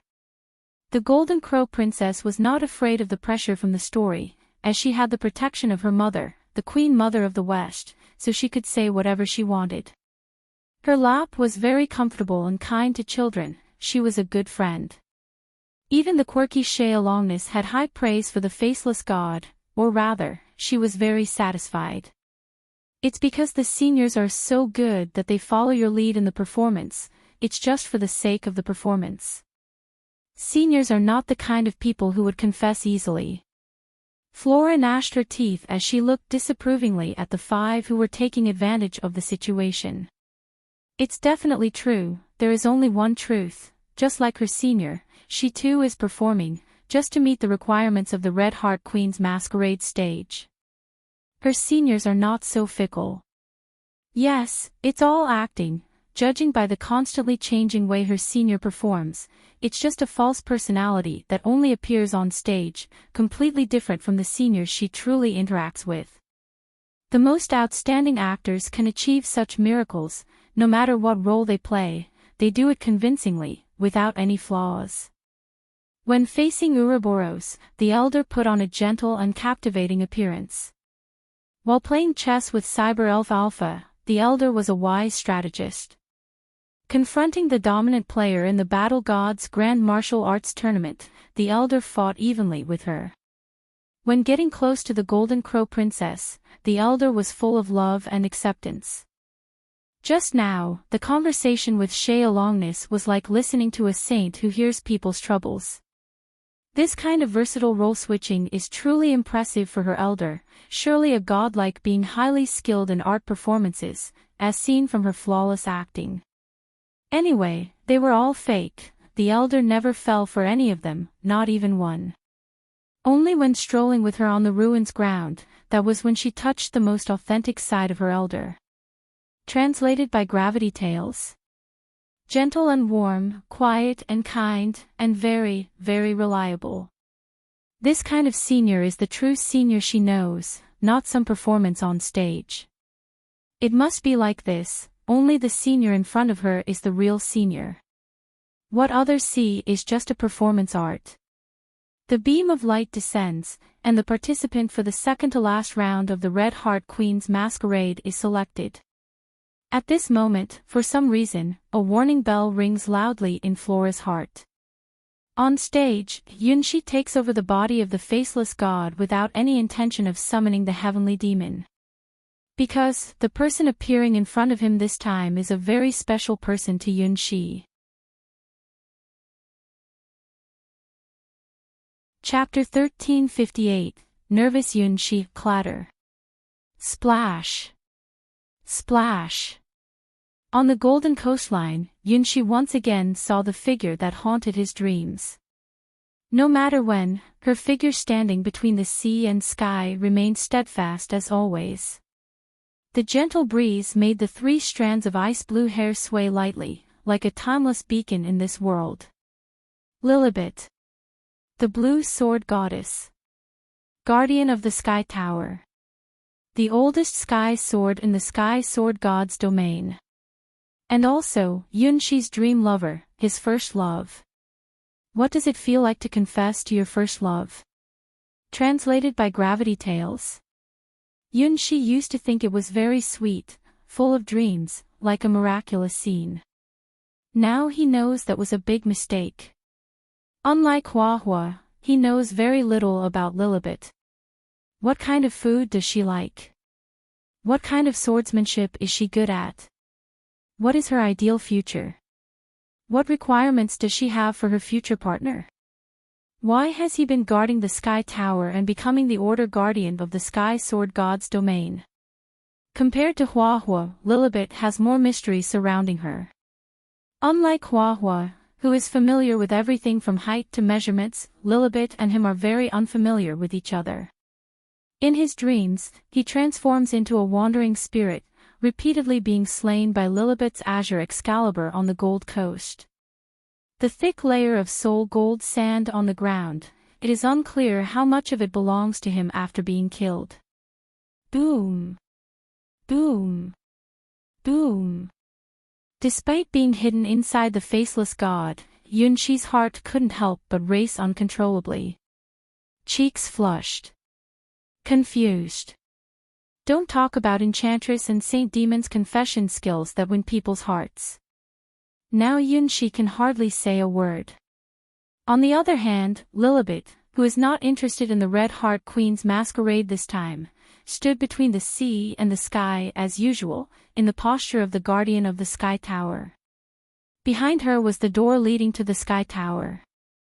In front of her was the silent ice-blue divine sword stuck in the soul gold sand. This posture has become a lonely and noble sight along the Gold Coast, a picturesque view.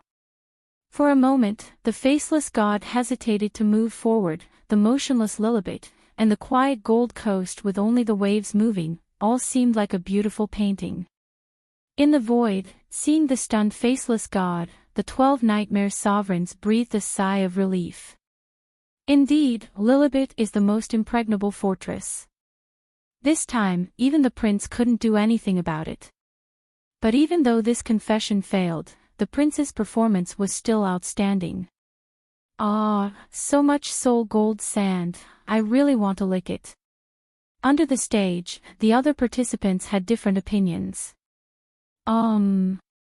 Lilibet is still as silly as ever. Ouroboros, who was drunk, collapsed in the chair with snow-white naked long legs propped up, faintly revealing the wonderful scenery under the nightgown. It's rare to see her leave the sky tower. What did Sheolongness do to provoke such anger? Cassina the battle god was very curious about Lilibet's reasons for chasing Sheolongness. Since the records of the Sky Sword God's domain, the guardian of the Sky Tower Lilibet has rarely left her post, and each time had a significant impact on the entire Sky Sword God's domain and even the Eastern God's domain. Being chased by Lilibet, Sheolongness must have done something extraordinary. That big sister is so cool, should I change my hairstyle too? The Golden Crow Princess touched her own little head, feeling very envious of Lilibet's cool 3 locks of hair. Calculate, analyze, and try again 3,000 times. Cyber Elf Alpha was completely absorbed in the game she just played with the 3-eyed Holy Maiden, focusing only on the starry sky chess. Sheolongness, getting into trouble with Lilibet, looked around and took advantage of Lilibet's absence to prepare for their escape. There was no way to defeat Lilibet in a fight. The monster naturally had the upper hand against her, and as long as she was marked by the Seal of Order, she would eventually be caught and killed by Lilibet unless she fled to the unknown star domain without even a star bridge. No kidding, she still needed to return the stolen offerings of the Western Queen Mother to the Doll City. There wasn't enough time to play a deadly game of hide-and-seek with Lilibet. Shea, you are being hunted by Lilibet, she will never let you go, right? As Sheolongness planned her escape route, the voice of the Great Witch Flora echoed in her ears once again. Yes, I don't know what got into her, even leaving her post as the guardian of the Sky Tower temporarily to come after me. Very well, this makes things easier. Let's team up and ambush her. Perfect, I know a place where all forces of order are completely suppressed. After the Red Heart Queen's masquerade is over, listen for my secret signal. I will take you away, and we will solve this problem once and for all. Flora looked at Lilibet on stage with a fierce determination, forming an assassination alliance with Sheolongness against Lilibet. No problem. You also don't like Lilibet? Sheolongness asked, feeling puzzled. I didn't know her before, but starting today, she is my enemy. The reason for this hostility towards Lilibet was not simple at all. Flora realized that the senior she admired was being too serious only when facing Lilibet. It went beyond acting, it seemed like genuine emotions were involved. Both had a poker face, but only when Lilibet appeared, the senior's eyes showed great tension. It was something that only happened around Lilibet, making Flora extremely anxious as if something important was about to be taken away. Senior, this can't be true. Even though you used to know Lilibet, she clearly doesn't remember you at all now. Look at that proud and unfriendly face, not respecting elders at all, even with the wealth of an entire coast of soul gold sand. This is not worth loving at all, living in their own world, destined to be alone forever, the ancient sky sword. Elder, there are still those who genuinely like you here, they would never look at you so coldly, they're a witch who will melt you. Whether it's the face, the chest, or the figure, she is more suitable for you than this cold and puppet-like sword master. Quickly turn back, turning back is happiness, elder. Chapter 1359, a familiar scene, phew. Ha! Inside the faceless god's chamber, Yunshi took a deep breath and then patted his own face. I can't continue like this anymore. This is the only time when he couldn't rely on any heavenly demon, not even the one called impermanent at the top of the heavenly demon hierarchy. Faced with his first love, Lilibet, this rare opportunity, he had to confess his feelings. Even if he knew the ending would be a failure, it didn't matter. Many clueless young men never had the chance to confess their feelings to their first love in their lifetime. From the first stirrings of affection to realizing he had fallen for that beautiful figure, he just couldn't bring himself to speak up. In school, watching her from behind. After the exam, when he saw her report card. During class activities, he was very excited when he and she were assigned to the same group. He thought he still had plenty of time, believing that one day he would gather the courage to confess his feelings. But in the blink of an eye, they graduated, and he never saw her again for the rest of his life. For most people, their first love comes to an end quietly, often without realizing it was their most beautiful and pure love of their life. It's often when we grow up that we look back on our youthful crushes and suddenly understand. I once loved someone so purely, experiencing such a first love. Like the budding flower of youth, we met before we were fully grown, destined never to blossom together. Well, of course, this doesn't quite fit Yun-shi's unique situation. His first love interest was the legendary Sky Sword, protector of the Sky Tower, long before he was born, only visible in his dreams. Many times, he tried to reach her, only to be met by the icy blue glow of the sword. Translated by Gravity Tales. Even so, he still looked forward to meeting his dream girl every time in his dreams. This golden coastline was the sacred place where Yun-shi and her had their dates, although it was uncertain if they were actually dates. Seriously speaking, this might be the first time Yun-shi gathered courage to communicate with his dream lover. Tap! Tap! On the sandy beach of the Gold Coast, there were delicate footprints left by the faceless god. Lilibet remained motionless, her forehead locks occasionally swaying in the sea breeze. Anyone would mistake her for a sculpture of a young girl. The closer he got to Lilibet, the more unsure Yun-shi felt. No, this couldn't go on like this. There is no way to impress Lilibet. Not only can he not confess his feelings, but now he is losing the courage to even talk to Lilibet. Nervous. Isn't it strange? Even though he can propose to millions of brides in the water god's world bravely, and lie to the world in the primitive dragon's world, and marry his first, second, third, fourth, fifth queen, he still gets nervous. Though he can bravely propose to many brides in his dreams, Yun-shi gets nervous when meeting his first love there. He tells himself there's no turning back once he takes the first step and must speak up. Even if he fails, as long as he can express his true feelings, he wins. However, some things just can't be done. Despite confessing many times before, facing Lilibet makes all his courage falter. Yun-shi feels like a failed clown, utterly useless. Ming, the performance hasn't even started yet, and it's about to fail. No, this is not a performance. Lilibet. Lilibet. Yun-shi finally spoke. Lilibet's eyes remained ice-cold, showing no emotional response. I've really chosen the hardest path for myself, thought Yun-shi with a bitter smile, accepting the inevitable failure of this confession. Perhaps this is the balance, punishing himself by using the heavenly demon instead of confessing to Ouroboros, Cyber Elf Alpha, the Golden Crow Princess, and Shay Alongness. Just as Yun-shi was about to utter the unspeakable spell, a miraculous event happened, one that probably had zero effect on Lilibet. One by one, black shadows emerged in the forest beyond the Gold Coastline. The dark forest area suddenly had countless ghostly figures appearing. Most of these shadows looked incomplete. Some had no ears. Some had no eyes. Others had a big hole in their chests with no heart inside. And some had strange growths on their backs, like huge tumors. A few of them wore tattered gear, giving off a different vibe from the other dark shadows. This is... Yunshi wasn't unfamiliar with this scene, as he had been one of those dark shadows when he met Lilibet in his dreams.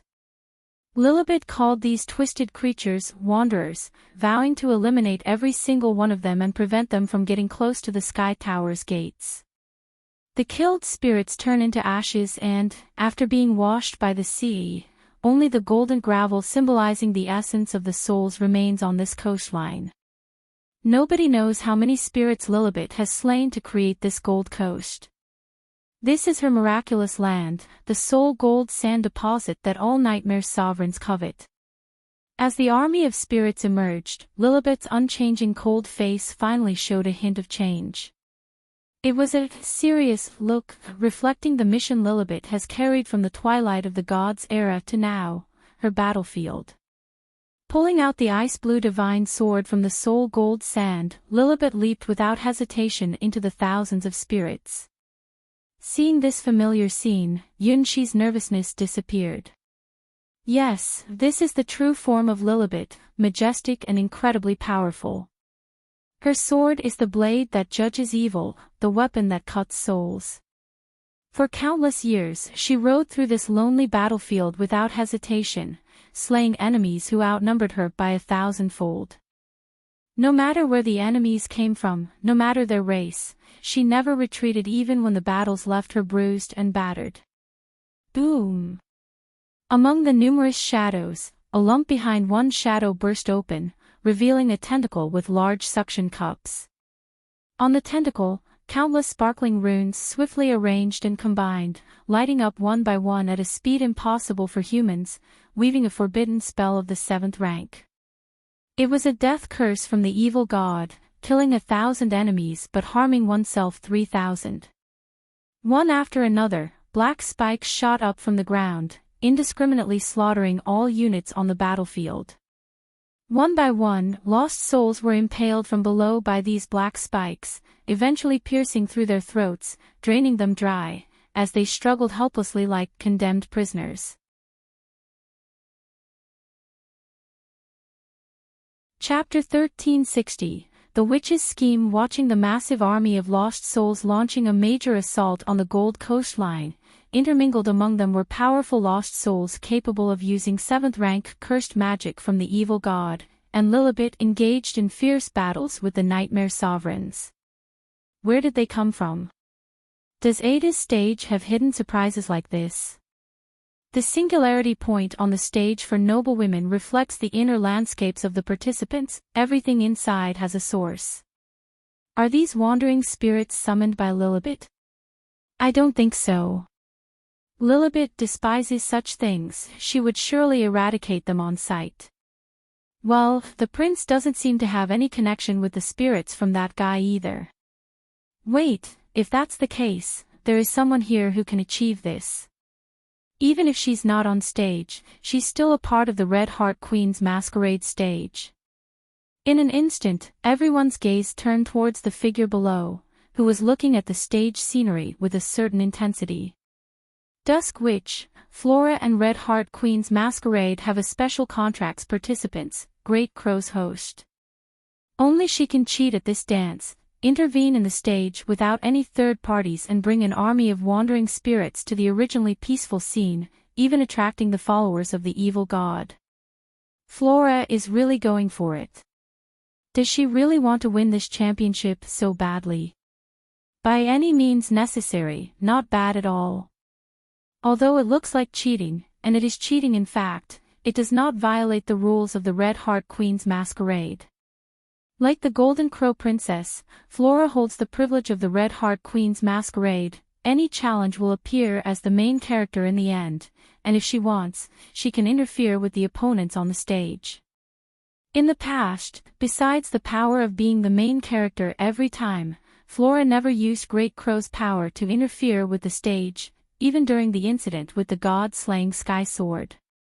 Only this time, she made an exception. God Aura, why do I see many things in those wandering spirits that look like creatures you have been raising? Isn't that monster who can unleash piercing spells one of the elite spirits on your side? Flora didn't act until the last moment, but when she did, it was with a big move, turning the once peaceful Gold Coast into a battlefield filled with chaos and bloodshed. Well, if she learns more about love, she might understand that humans are more likely to fall deeply in love when facing a crisis. If you defeat another 1,000 monsters, I'll give you a special deal, Godora. Under the stage, Flora watched the battle on the Gold Coast closely. If it weren't against the rules, she might have joined the fight herself. Anyone who stands in the way of the witch's once-in-a-lifetime love should be removed, whether you are the Sky Sword or anyone else, just get out of my sight. The Gold Coast is located at the border between the Sky Tower and the Soul Sea. Only wandering spirits, twisted beings between life and death, can easily enter. Otherwise, Lilibet would have faced not only an army of spirits. The wandering monster that shoots deadly black spikes is one of the 12 Nightmare Sovereigns, a super weapon trained by Godora, codenamed Impaler, nightmare creatures. Before the main body fell, it was truly a legendary presence at the legend rank. Even though the remnants that existed after death as wandering spirits had less than 1/10 of the power of the main body, they were still top-notch in the category of pseudo-legend rank. By sending out this high-ranking general, Nightmare Sovereign Godora had promised Flora quite a few rewards. The clearly ancient god-styled tentacle-shaped forbidden technique was Impaler's innate spell, which could be silently activated on the battlefield without an incantation, affecting the military formation. It was a technique of indiscriminate slaughter, not only against enemies but also towards allies. Translated by Gravity Tales. Every time Impaler used this ancient god's forbidden technique to kill a unit, they would gain a certain amount of magical enhancement. The more enemies there were, the stronger the power of the forbidden technique became. After killing about 1,000 of their own people, the intricate patterns on the tentacles on Impaler's back became more complex and refined, gradually forming a contour resembling an eye's iris. That was the eye of the ancient gods, gazing upon this world, the upper-level ancient gods from the contract of this legend rank Impaler before death. Upon seeing the thick soul gold sand on the Gold coastline, the eye of this ancient gods clearly showed a look of pleasant surprise. For any evil god, Nightmare Sovereign, this place is a huge treasure trove. Soul gold sand is a valuable commodity in the Abyss and Nightmare world, even more valuable than world tree leaves, and always in high demand. The delicious souls contained within are an irresistible temptation for any evil god like Nightmare Sovereign. Even a small bag of low-quality soul gold sand can be traded for a genuine body part of an evil god, allowing ordinary humans without any qualifications to advance to become hero-ranked evil god priests. A bag of medium-quality soul gold sand can be exchanged for an evil god embryo to possess, obtaining a twisted yet genuine extraordinary life template that eliminates the vital parts of the human brain and heart. The soul gold sand on Lilibet's Gold Coast, after being washed in the Soul Sea for millions of years, has reached an almost impeccable quality, making it the highest quality soul gold sand in the entire Endless Gods domain. Do you think the 12 Nightmare Sovereigns in the first round are drooling over this Gold coastline? They are all tempted by it. Digging up a bag of soul gold sand here can be exchanged for a pile of evil god body parts to roast and eat until you are full. Asterisk gulp. Asterisk even though it had no mouth, only eyes, the eyes of this evil god made a movement similar to swallowing saliva. With the special power of the evil god's eye, Impaler was able to use 7th rank magic talents and strengthen them enough to unlock the evil god's eye. Yes, that's right, unleash your ultimate move. Take that, evil god. Flora eagerly watched the insane Impaler. It was impossible to defeat Lilibet in a battle. The Gold coastline was Lilibet's stronghold, even with Shea Longness's help, they wouldn't stand a chance. Even if the 7th rank forbidden magic was doubled in strength, it would still be useless. Flora summoned a huge army of spirits onto the stage, never intending to defeat Lilibet. Her goal was simple, to disrupt the unspoken rhythm between the elders and Lilibet, which seemed to control everything, but actually just left them too nervous to speak.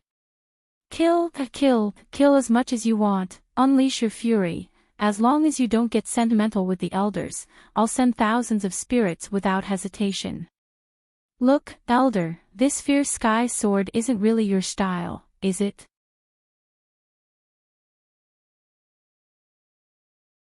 Chapter 1361. The Witch's Reinforcement. Lilibet held her azure Excalibur with both hands, and with a powerful strike, she split the entire forest in half, cutting the fiercest wraith in half from the middle. Yes, that's it, elder, did you see how fierce the sky sword is? Flora below the stage was very satisfied with the performance of the wraith army. They should just swarm in and let Lilibet slay them all. With this, all impressions of being a gentle lady are gone in smoke. In this world, there are no gentle ladies swinging big swords and slaughtering their opponents all day. Yunshi looked at Lilibet's sword strike aimed at the vitals, showing a nostalgic expression. In his dreams, he had been defeated many times by this clean and sharp sword. Interestingly, among all the sky swords he had encountered, this was the only one that truly used the power of the divine sword to kill opponents. Sheolongnus's legendary sword, the Slime Sky Sword, he had never seen it in person, but it seemed to be a sword related to the evolution of species. The battle god Cassina's legendary sword, the Sand of Time, he had seen and touched it before, but Cassina the battle god had never used this sword in battle, only using this rare time-based god weapon to assist in training. Only Lilibet's sword, the Azure Excalibur, was truly used to slay enemies, possessing the power of order. This legendary sword had overwhelming destructive power against all enemies deemed guilty. By using the forbidden art of the 7th rank and awakening an evil god's eye, the Impaler, upon being struck by a single sword, began to disintegrate on a large scale, like a statue weathered for millions of years. However, as the remnants of a former legend rank, a disciple of the old gods, and the current war weapon of Nightmare's sovereign god Aura, the Impaler was not so easily destroyed. The patterns on the giant tentacles lit up one by one, forming a structure resembling flower petals, and once again unleashed the forbidden art used earlier, the evil Shadow Piercer. Over 3,000 black spikes shot up from the ground, nearly piercing through half of the army of lost souls, to restore its own injuries. At the same time, at the front of the massive tentacle, a black diamond-shaped spike over 10 meters long formed, targeting Lilibet. Boom! Like thunder, like lightning, like a storm, before the black spike shot out, the faceless god's fist arrived. Hard fist, a powerful punch, the faceless god turned into a silver flash, striking the spirit's tentacle just as it was about to deal a deadly blow. Silent ripples spread out, absorbing the essence of thousands of spirits. The powerful Impaler, almost at its peak strength, was shattered by the faceless god's punch. The twisted eye of the evil god burst like a crushed persimmon, splattering silently but with a terribly pitiful wail. Yunshi frowned and stomped down with his foot. With a snap, the elite spirit monster that even Lilibet would have taken time to deal with was brutally killed by the faceless god's fist. Well. Lilibet nodded. Seeing Lilibet nod indicated that the faceless god's method of slaying elite spirits was remarkably outstanding. This speed, this explosive power. Yunshi found it hard to believe himself. Did he really just smash the head of this elite Impaler with one punch? That eye-like thing, if it were in Sia's world, would be a monster approaching the concept of the world's limit. In order to deal with such a monster, the one controlling the faceless god in Sia's world almost had to burn everything to achieve the same thing. With just that punch, he charged forward naturally, making the punch. Everything felt as smooth as flowing water, completely effortless. To describe it, it was like when he fought Cassina the battle god not long ago, experiencing the highest level of soft water palm for the first time. Perhaps this punch is still somewhat far from the divine realm of Cassina the battle god, but it's just a difference of around 50 or 100 steps, clearly within the same level of distinction. This is impossible. Yunshi himself knew well that he was still thousands of miles away from the realm of Teacher Kasina, the battle god. Even Azura, in the state of the six-armed demon god, faced with the divine soft water palm of Teacher Kasina, the battle god, was left with internal injuries all over. How could he, who could barely control the faceless god, have just made that punch? It's useless, Impaler, Godora, put in something stronger and more enduring. Translated by Gravity Tales. Otherwise, Lilibet might get rid of Impaler easily. Ignoring the fact that poor Impaler was killed by the faceless god, Flora decided to send more troops into battle. I need more rewards. To Nightmare Sovereign, his subordinates are all expendable. In Nightmare World, twisted beings of this level are constantly being born. As long as they are not true legends, all nightmare creatures are considered cannon fodder by Nightmare Sovereign. Only special nightmare creatures like the procession of Red Heart Queen and Gourmet Chefs deserve careful protection. Monsters like Impaler, made from the remains of a deceased legend rank, can be killed without affecting Nightmare Sovereign's power. No problem, I'll give you good stuff. Give me stronger monsters, they won't be taken out in one go. Flora clenched her teeth as she watched the sweeping army of lost souls. She would never give Lilibet and her senior a chance to bond, even if it meant committing over 10 times more troops to wear down their time together. Very well, Flora, I'll arrange it now. Let's open the gates. Even as the referee, there was no authority to directly intervene by deploying troops on the stage. Only Flora, possessing the power of the Great Crow, could accomplish such a miracle. The many lost souls appearing on the Gold Coast were all bought by Flora with real gold and silver from Godora. Judging by the number of defeated lost souls, Flora has spent enough resources to bankrupt a medium-sized god's domain. At the back of the lost soul army, several strange lost souls began to appear on the battlefield, breaking free from their teleportation state. These few lost souls appeared more twisted than the others, looking like giant bugs transformed into human-like forms. It's because their true nature is different. They are not native creatures of the Endless God's domain, but invaders from beyond the Endless God's domain. They belong to the Zerg tribe, specially engineered with the strength of a high-ranking Zerg tribe leader. Covered in demon worm battle armor of red, yellow, and blue, despite being twisted by nightmare power, they still retained the standard equipment of a Zerg tribe leader in their previous life.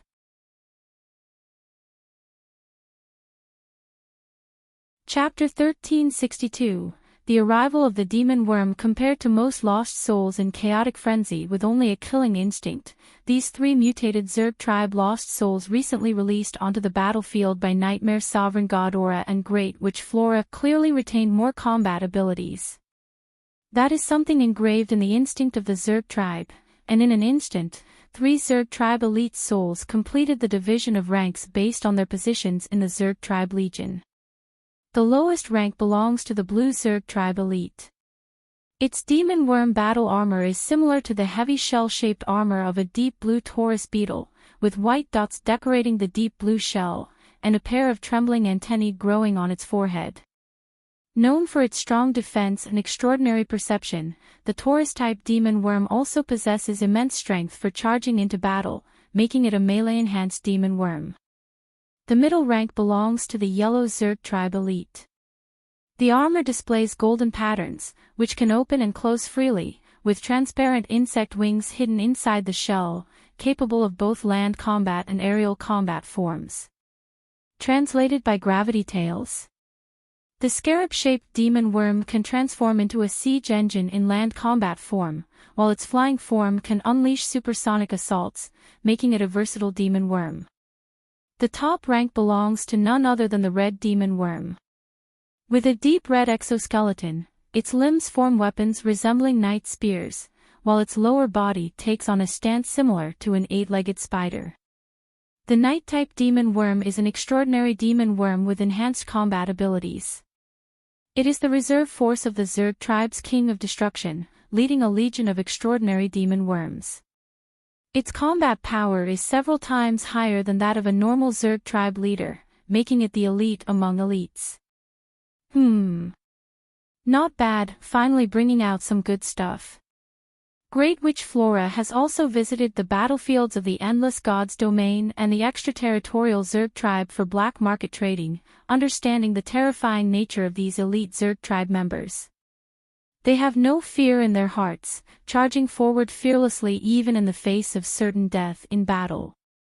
In a normal army of the Endless Gods domain, if the casualties exceed 10%, the morale will begin to waver.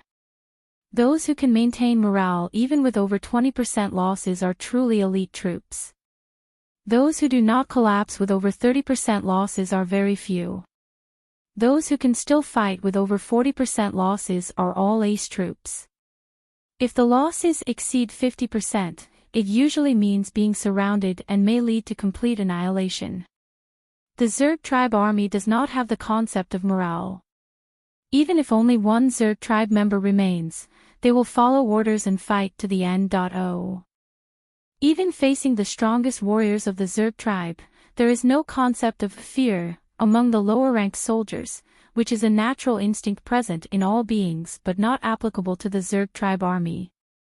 There have been attempts by powerful beings from Endless Gods domain to tame and control these powerful Zerg tribe units, but all have ended in failure. Unless they are killed, trying to control the minds of the Zerg tribe is useless unless manipulating the dead corpses, as the Insect Princess holds absolute control over the entire Zerg tribe army. With the presence of the Insect Princess, the master of the Zerg tribe legion, having complete authority over all Zerg tribe army units. From the terrifying starry sky demon worm that rules the skies, to the countless low-ranking demon worms like locusts that make up the basic Zerg tribe units. The commands of the Insect Princess can reach every unit in this massive army, which is something that even the most intelligent species from the Endless Gods domain cannot achieve. The Zerg tribe wandering units appearing on the Gold Coast battlefield are no longer considered part of the Zerg tribe, having been devoured by the Nightmare World after the death of the higher-ranked Zerg tribe units, twisted into nightmare creatures. Despite this transformation, they possess combat skills and independent fighting abilities that are unimaginable to other wandering spirits. Even as the supposed Master Nightmare Sovereign God Aura, they probably can't fully control these terrible demon worm spirits. Sending these unruly but incredibly powerful demon worm spirits to the battlefield not only satisfies Great Witch Flora, but also tests the strength of these demon worm spirits, achieving two goals at once. Especially the Night-type demon worm, this is the reserve forces of the Zerg tribe's top combat unit, capable of evolving into the Star Domain's terrifying form known as the Starry Sky Demon Worm. That kind of monster that can roam the stars has a record of killing gods, being the strongest demon worm under the command of the Insect Princess, causing huge losses in the Endless Gods domain every time it appears. Fortunately, Endless Gods domain is also strong enough, with 4 creator rank occasionally sending out powerful legions to stop the Zerg tribe's advance, successfully halting the Zerg tribe army outside the Northern Star domain. The credit goes to the dragon god Asha's dragon nest. The super nest that creates a large number of war dragons, along with the dragon god Apostle Tanatos guarding the border of the Northern Gods domain, serves as the main force against the Zerg tribe. Hiss. Even though the original body has long perished, only twisted spirits exist here. The Night-type demon worm as a Starry Sky demon worm reserve still holds absolute leadership over all the lower-ranking demon worms. A screech incomprehensible to humans, the scarab-shaped demon worm first took flight, instantly establishing air superiority over the battlefield. Through the sensing and sharing ability of the Taurus-type demon worm under the ground, the whole battlefield was neatly divided into several squares. Among them, Lilibet was specially marked as a huge red unit, followed by the Faceless God. The rest of the less intelligent wandering souls were mostly white units, with only a few elite wandering souls also brought in by Nightmare Sovereign God Aura, marked as blue units. 3 demon worm wandering souls were golden units, with the night-type demon worm as the core, unfolding a strategic map. Identify enemies. Sharp light gleamed from the eyes under the helmet of the night-type demon worm. It forgot the past, forgot where it came from, where to go, and what it was. But there was one thing it wouldn't forget. It was a warrior species. A weapon that would spare no effort, follow a great will, and completely destroy hostile targets. Weapons should gallop on the battlefield. Even twisted into wraiths, the knights of the Zerg tribe remain knights. The nightmare sovereign god Aura cannot command this night-type demon worm. Only the great insect princess can command it, who is currently engaging in war at the boundary between the northern god's domain and the endless god's domain. Without the command of the insect princess, the night-type demon worm has independent battlefield command. Now, it identifies Lilibet and the faceless god as enemies. The dormant fighting instinct within the night-type demon worm's body has awakened. The Taurus-type demon worm let out a low growl, and a temporary Legion head team of the Zerg tribe was formed on the channel. Attack! The knight-like demon worm raised its long spear made of bone and charged towards Lilibet. The golden turtle demon worm in the sky flipped over and entered super speed mode, rushing towards the faceless god.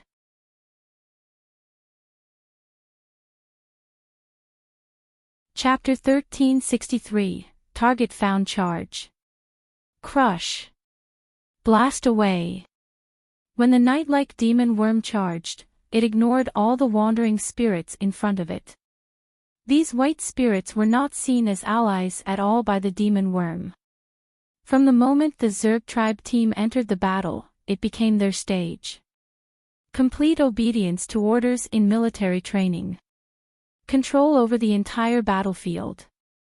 Just as they appeared, the Zerg tribe team became the center of attention on the battlefield. Even the nightmare sovereigns in the sky became excited spectators of this unprecedented war drama, the Red Heart Queen's masquerade in history. God Aura, how much did you get paid? You sent out the rare Zerg tribe demon worm. Where did you find that handsome knight-looking one? I also want to collect a knight like that, it's an extremely rare leadership unit. God Aura, name your price, I want to buy one-hand knight. God Aura pretended not to know anything when faced with offers from other nightmare sovereigns. I don't have any knight type, this is not my business, I don't know what's going on. Other nightmare sovereigns said that God Aura was pretending, everyone knows that you like to collect rare soul fragments. The soul fragments of the evil god just now, and the demon worm's soul now, are rare species that are rarely seen in the nightmare world. It's easier to get the soul fragments of the evil god, as nightmare sovereigns and the ancient gods of the abyss have a relationship, but getting the demon worm's soul is very rare and difficult. The demon worm's soul is rare because there are no Zerg tribe in the endless god's domain, you have to go to the northern god's domain to collect them from the dragon tribe and Zerg tribe's death battlefield. Thanatos, the dragon apostle guarding there, is known as the nest of 10,000 dragons. She hates the nightmare sovereign's legendary giant dragons, and when she sees them, she never holds back. Only God Aura, the passionate soul collector, would do something like getting the demon worm's soul from the border war zone, even if it means being destroyed by Thanatos. Thanatos, who is known as the nest of 10,000 dragons and valued by the dragon god Asha, is a true legendary 9th rank, the strongest position below the creator rank, even 10 Ghidoras are no match for her. To collect demon worm spirits under Thanatos' nose must be incredibly courageous. I already said, this isn't mine, God Aura stubbornly denied releasing the rare demon worm spirits on the battlefield. It was only because of the irresistible reward offered by Flora that the rare night-type demon worm spirits were released, otherwise, they would never have been set loose. Of course, the fact that these Zerg tribe spirits never obeyed the great nightmare sovereign God Aura, no matter the threats or temptations, had something to do with it. The Zerg tribe species, even in spirit form, refused to obey anyone else's orders, which was truly remarkable. Asterisk boom. Boom. Boom. Asterisk the massive knight's spear struck against Lilibet's icy blue divine sword, halting Lilibet's onslaught for the first time. Lilibet faced a knight-type demon worm with multiple legs and couldn't help but reveal a hint of surprise. Zerg tribe. Throughout the history of guarding the Sky Tower, Lilibet had encountered Zerg tribe spirits only a few times, a species not commonly found in the Endless Gods domain. However, this doesn't mean Lilibet never fought the Zerg tribe. In the Twilight Age of the Gods, the Zerg tribe army from beyond the skies was one of the main reasons for the World Tree, which supported the world of gods at that time, being nibbled away. At that time, Lilibet, who was already a divine sword wielder, had fought against the destructive demon worms of the Zerg tribe. This fearless and fearless Zerg tribe left a deep impression on all the races involved in the war at that time. God race. With a single strike, the Knight-type demon worm found a record in the Zerg tribe's memory bank. It was a record of the battle between the ancient insect swarm and the legion of the era of the gods of the Endless Gods domain. Although this record was somewhat incomplete due to soul drifting, once a special legend rank like Lilibet was recorded in the database, it would definitely be engraved in the most important area. In the eyes of others, the Zerg tribe army was mostly seen as mindless, only using numerical advantage to overwhelm the enemy, and suicidal charges. This impression is actually very wrong. The lower-ranking demon worm units indeed have little intelligence and only follow orders from higher units to attack the enemy. Their biggest advantage is numbers, so they prefer to use swarm tactics. Translated by Gravity Tales. The higher-ranking units of the Zerg tribe are not inferior to humans in intelligence and also hold the shared memory bank of the entire insect swarm. As a leadership-type Knight-type demon worm, even though the war between the Zerg tribe and the gods happened in the ancient Twilight Age of the Gods, the record of the Azure Excalibur user will never be forgotten. It is listed as a target of great threat. A girl carrying Azure Excalibur, one of the strongest heroic spirits of the Twilight Age of the Gods. A certain emotion called excitement began to emerge in the Knight-type demon worm. The Zerg tribe are not emotionless creatures, it's just that lower-level demon worms cannot express their emotions, while higher-ranking demon worms have very distinct personalities.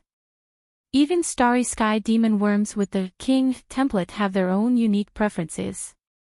Some really enjoy drinking a beverage called coffee. Some like to show off by wearing human attire. Some enjoy collecting various plants to create gardens. Of course, obeying the commands of the insect princess is always non-negotiable. It's just that within the boundaries allowed by the insect princess, or during times of complete autonomy, they indulge in their hobbies. For Knight-type demon worms with the Knight template, battle is their greatest hobby. The satisfaction and glory of defeating powerful enemies is the destiny bestowed upon the upper-level demon worm by the insect princess. So, upon recognizing the Azure Excalibur commander, the divine tribe, and Lilibet in the database, the Knight-type demon worm, usually calm and emotionless, once again felt a surge of excitement in its soul. In the Battle of the Twilight of the Gods in history, the divine tribe camp, which was the predecessor of the Endless Gods domain, had engaged in countless catastrophic wars with insect swarms from beyond the domain, shattering more than dozens of star domains. As a Knight-type demon worm, there was no greater honor than fighting against the heroic units of the divine tribe. Insect Princess's orders. Divines must be annihilated. Divines spotted, eliminate. Divines must die.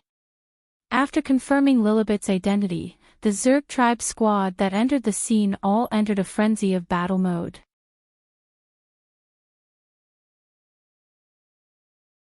Chapter 1364, The Fallen Demon Worm in Battle, Charge. After giving orders to its two subordinates, the Knight-type demon worm launched a reckless attack on Lilibet. Encountering such a battlefield and battling the long-lost celestial beings, upper-level demon worm found it to be a very satisfying ending. The so-called wandering souls are mostly twisted entities formed by the strong spirit's obsession after death. Some even carry their abilities and equipment from their past lives. However, they have no future, just something similar to unburned ashes formed after their main bodies die. For the night-type demon worms that had long perished on the border front lines, their greatest obsession remaining was battle and absolute obedience to the insect princess. The Zerg tribe's absolute command system, even if turned into wandering souls, did not disappear, as it had long been engraved into the Zerg tribe's souls. Buzz! The scarab-shaped demon worm in the sky flipped over and launched an ultrasonic shockwave that human eyes couldn't identify, an invisible subsonic wave covering the battlefield, causing many weaker wandering souls to scatter directly. The Taurus-type demon worm on the ground abandoned its active mapping radar function, lowering its head and charging straight towards Lilibet's location. No way! Yunshi jumped up and kicked the scarab-shaped demon worm that was moving at super high speed, sending it flying onto the charging path of the Taurus-type demon worm. Flying and with reduced defense, the scarab-shaped demon worm couldn't resist the powerful impact and crashed head-on into the sharp horn at the front of the Taurus-type demon worm. Its transparent wings were pierced and torn, and its body was crushed and rolled over many times. Translated by Gravity Tales. Hey! Ha! With his left hand forward and his right hand pulling back like drawing a bow, Yunshi powered up slowly. Boom! Like thunder exploding on the ground, the silver body of the faceless god turned into a silver lightning bolt racing across the ground. Advanced move, Thunder Light Fist. An advanced technique of the battle god style's solid foundation bow step charged punch, using an instant burst of power to punch through the central straight line assault technique, concentrating the explosive force in a fist to unleash an upper-level skill. Boom! A massive shockwave exploded at the head of the Taurus-type demon worm. Even its renowned heavy armor couldn't withstand the punch from the faceless god, shattering almost half of its head. Despite that, the strong life force of the demon worm named Taurus-type allowed it to survive, and the blue patterns on its body began to glow.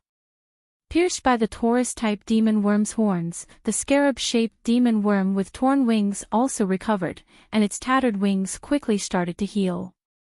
Bring it on! Yunshi had never felt so exhilarated using his punches, finishing the first move, Thunder Light Fist, then stomping his foot on the ground again. Double the power, Thunder Light Fist's second strike.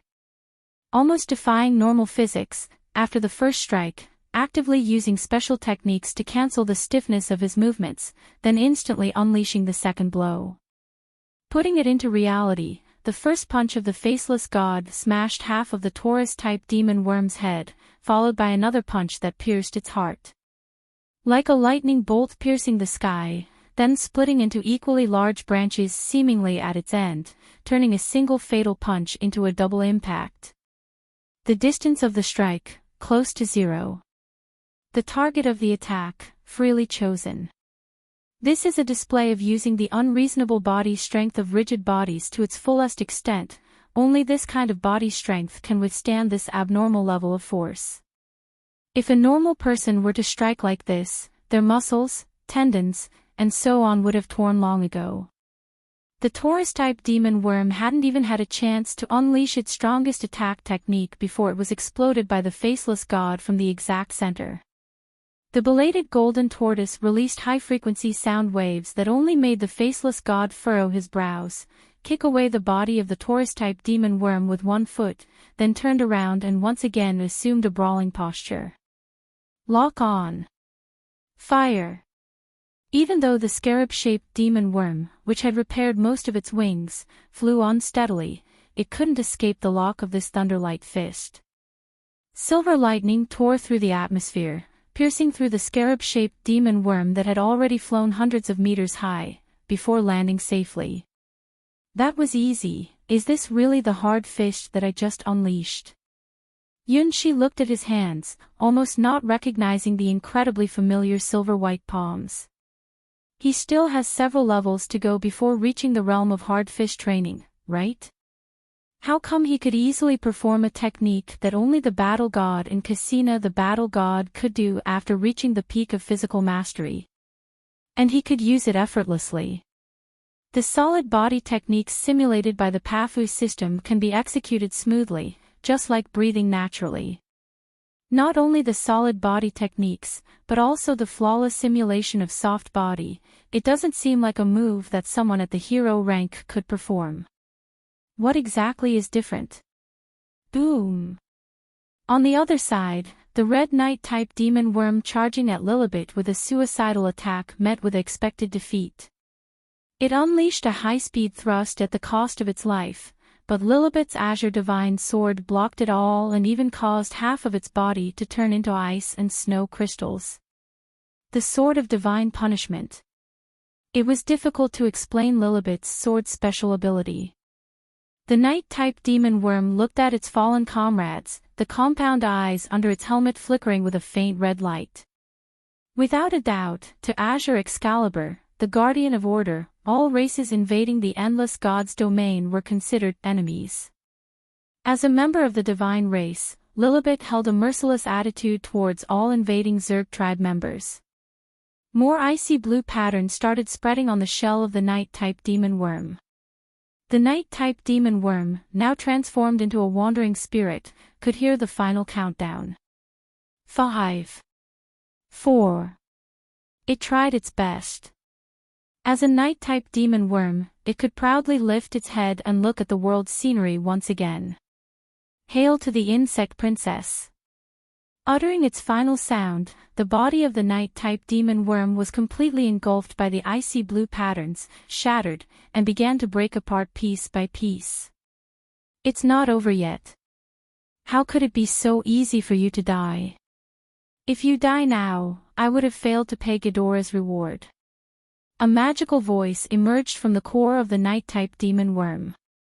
Is it the Insect Princess? Then I shall give you the treasure of the Insect Princess. Demon worm, attack. We must not let Lilibet and the Elder have any time to hurt me. Ha! Lilibet sensed something, swung a frosty blue sword light, completely shattering the body of the Knight-type demon worm. But it was too late.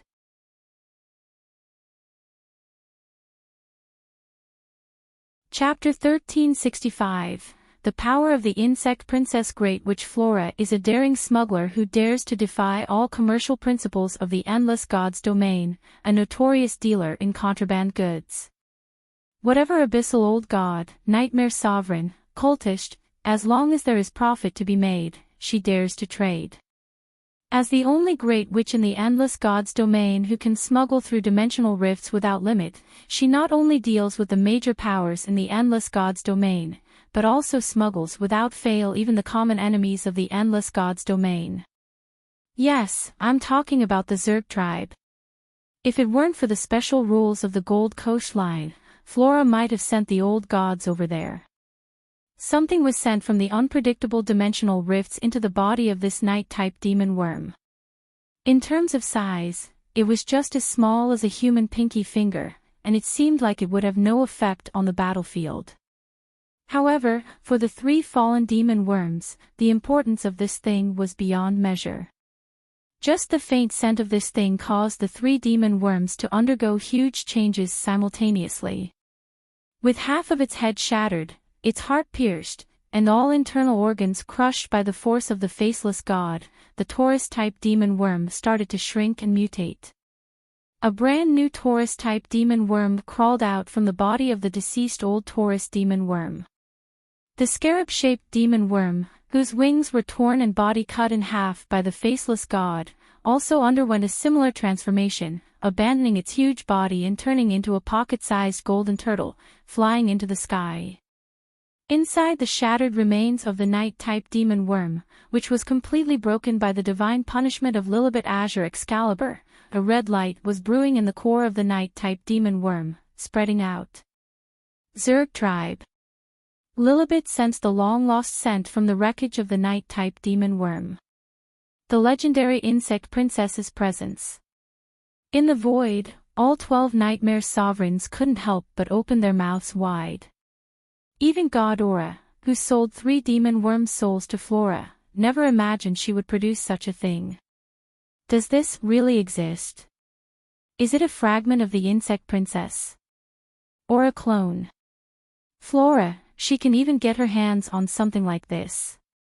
Indeed, the one thrown into the Gold Coast battle by Flora was a clone of the insect princess, who was in conflict with the Endless God's domain, a long slender crystal bee. It was the illusion of the Zerg tribe army invading the pyramid peak of the Endless God's domain. The clear and translucent body shone with a strange amber color, containing tangled red and blue halos, like the reflection of a dazzling galaxy. Codename, Young Bee. Number of troops commanded, unknown. Number of Starry Sky demon worms under command, unknown. Seat worm, Starry Sky demon worm ranked 7th among demon worms under Duke * Sarfa. Most information about the insect princess remains unclear. It is known that since the twilight age of the gods, the Zerg tribe commanded by the insect princess has fought multiple wars against the Endless God's domain, engaging with the strongest legions under the command of 4 creator-rank beings, with varying outcomes. Currently, the huge army of the insect princess is still engaged in battle with the strongest legion under dragon god Asha of the northern god's domain, for reasons unknown. Even the 12 nightmare sovereigns couldn't help but widen their eyes when they saw the seemingly delicate crystal bee. Yes, that is the body part used by the insect princess Young Bee to command her insect army. The dazzling halo is one of the unique traits of the insect princess, symbolizing the highest commander of the Zerg tribe's vast army capable of interstellar warfare. In the deadly battleground of the northern god's domain, once an insect princess fragment is discovered, it becomes the target for all the legendary ranks to attack with all their might. Because this insect princess fragment has the ability to create over billions of Zerg tribe units, it can be considered a presence akin to a demon king. If such an insect princess fragment were to enter the Endless God's domain, the resulting disaster would be unimaginable. Flora, you are so brave. It's just a failed split specimen, probably only has a few days left to live, no need to worry. Flora shrugged. It's because it's a failed specimen that she could buy it from that dangerous insect princess. Even if she is a fearless smuggler, she wouldn't buy a complete insect princess fragment, it's just too uncontrollable. An insect princess fragment that can only survive for 3 days is equivalent to a cursed spell of insect calamity. Use it when necessary. Insect princess. This time, Lilibet's expression changed.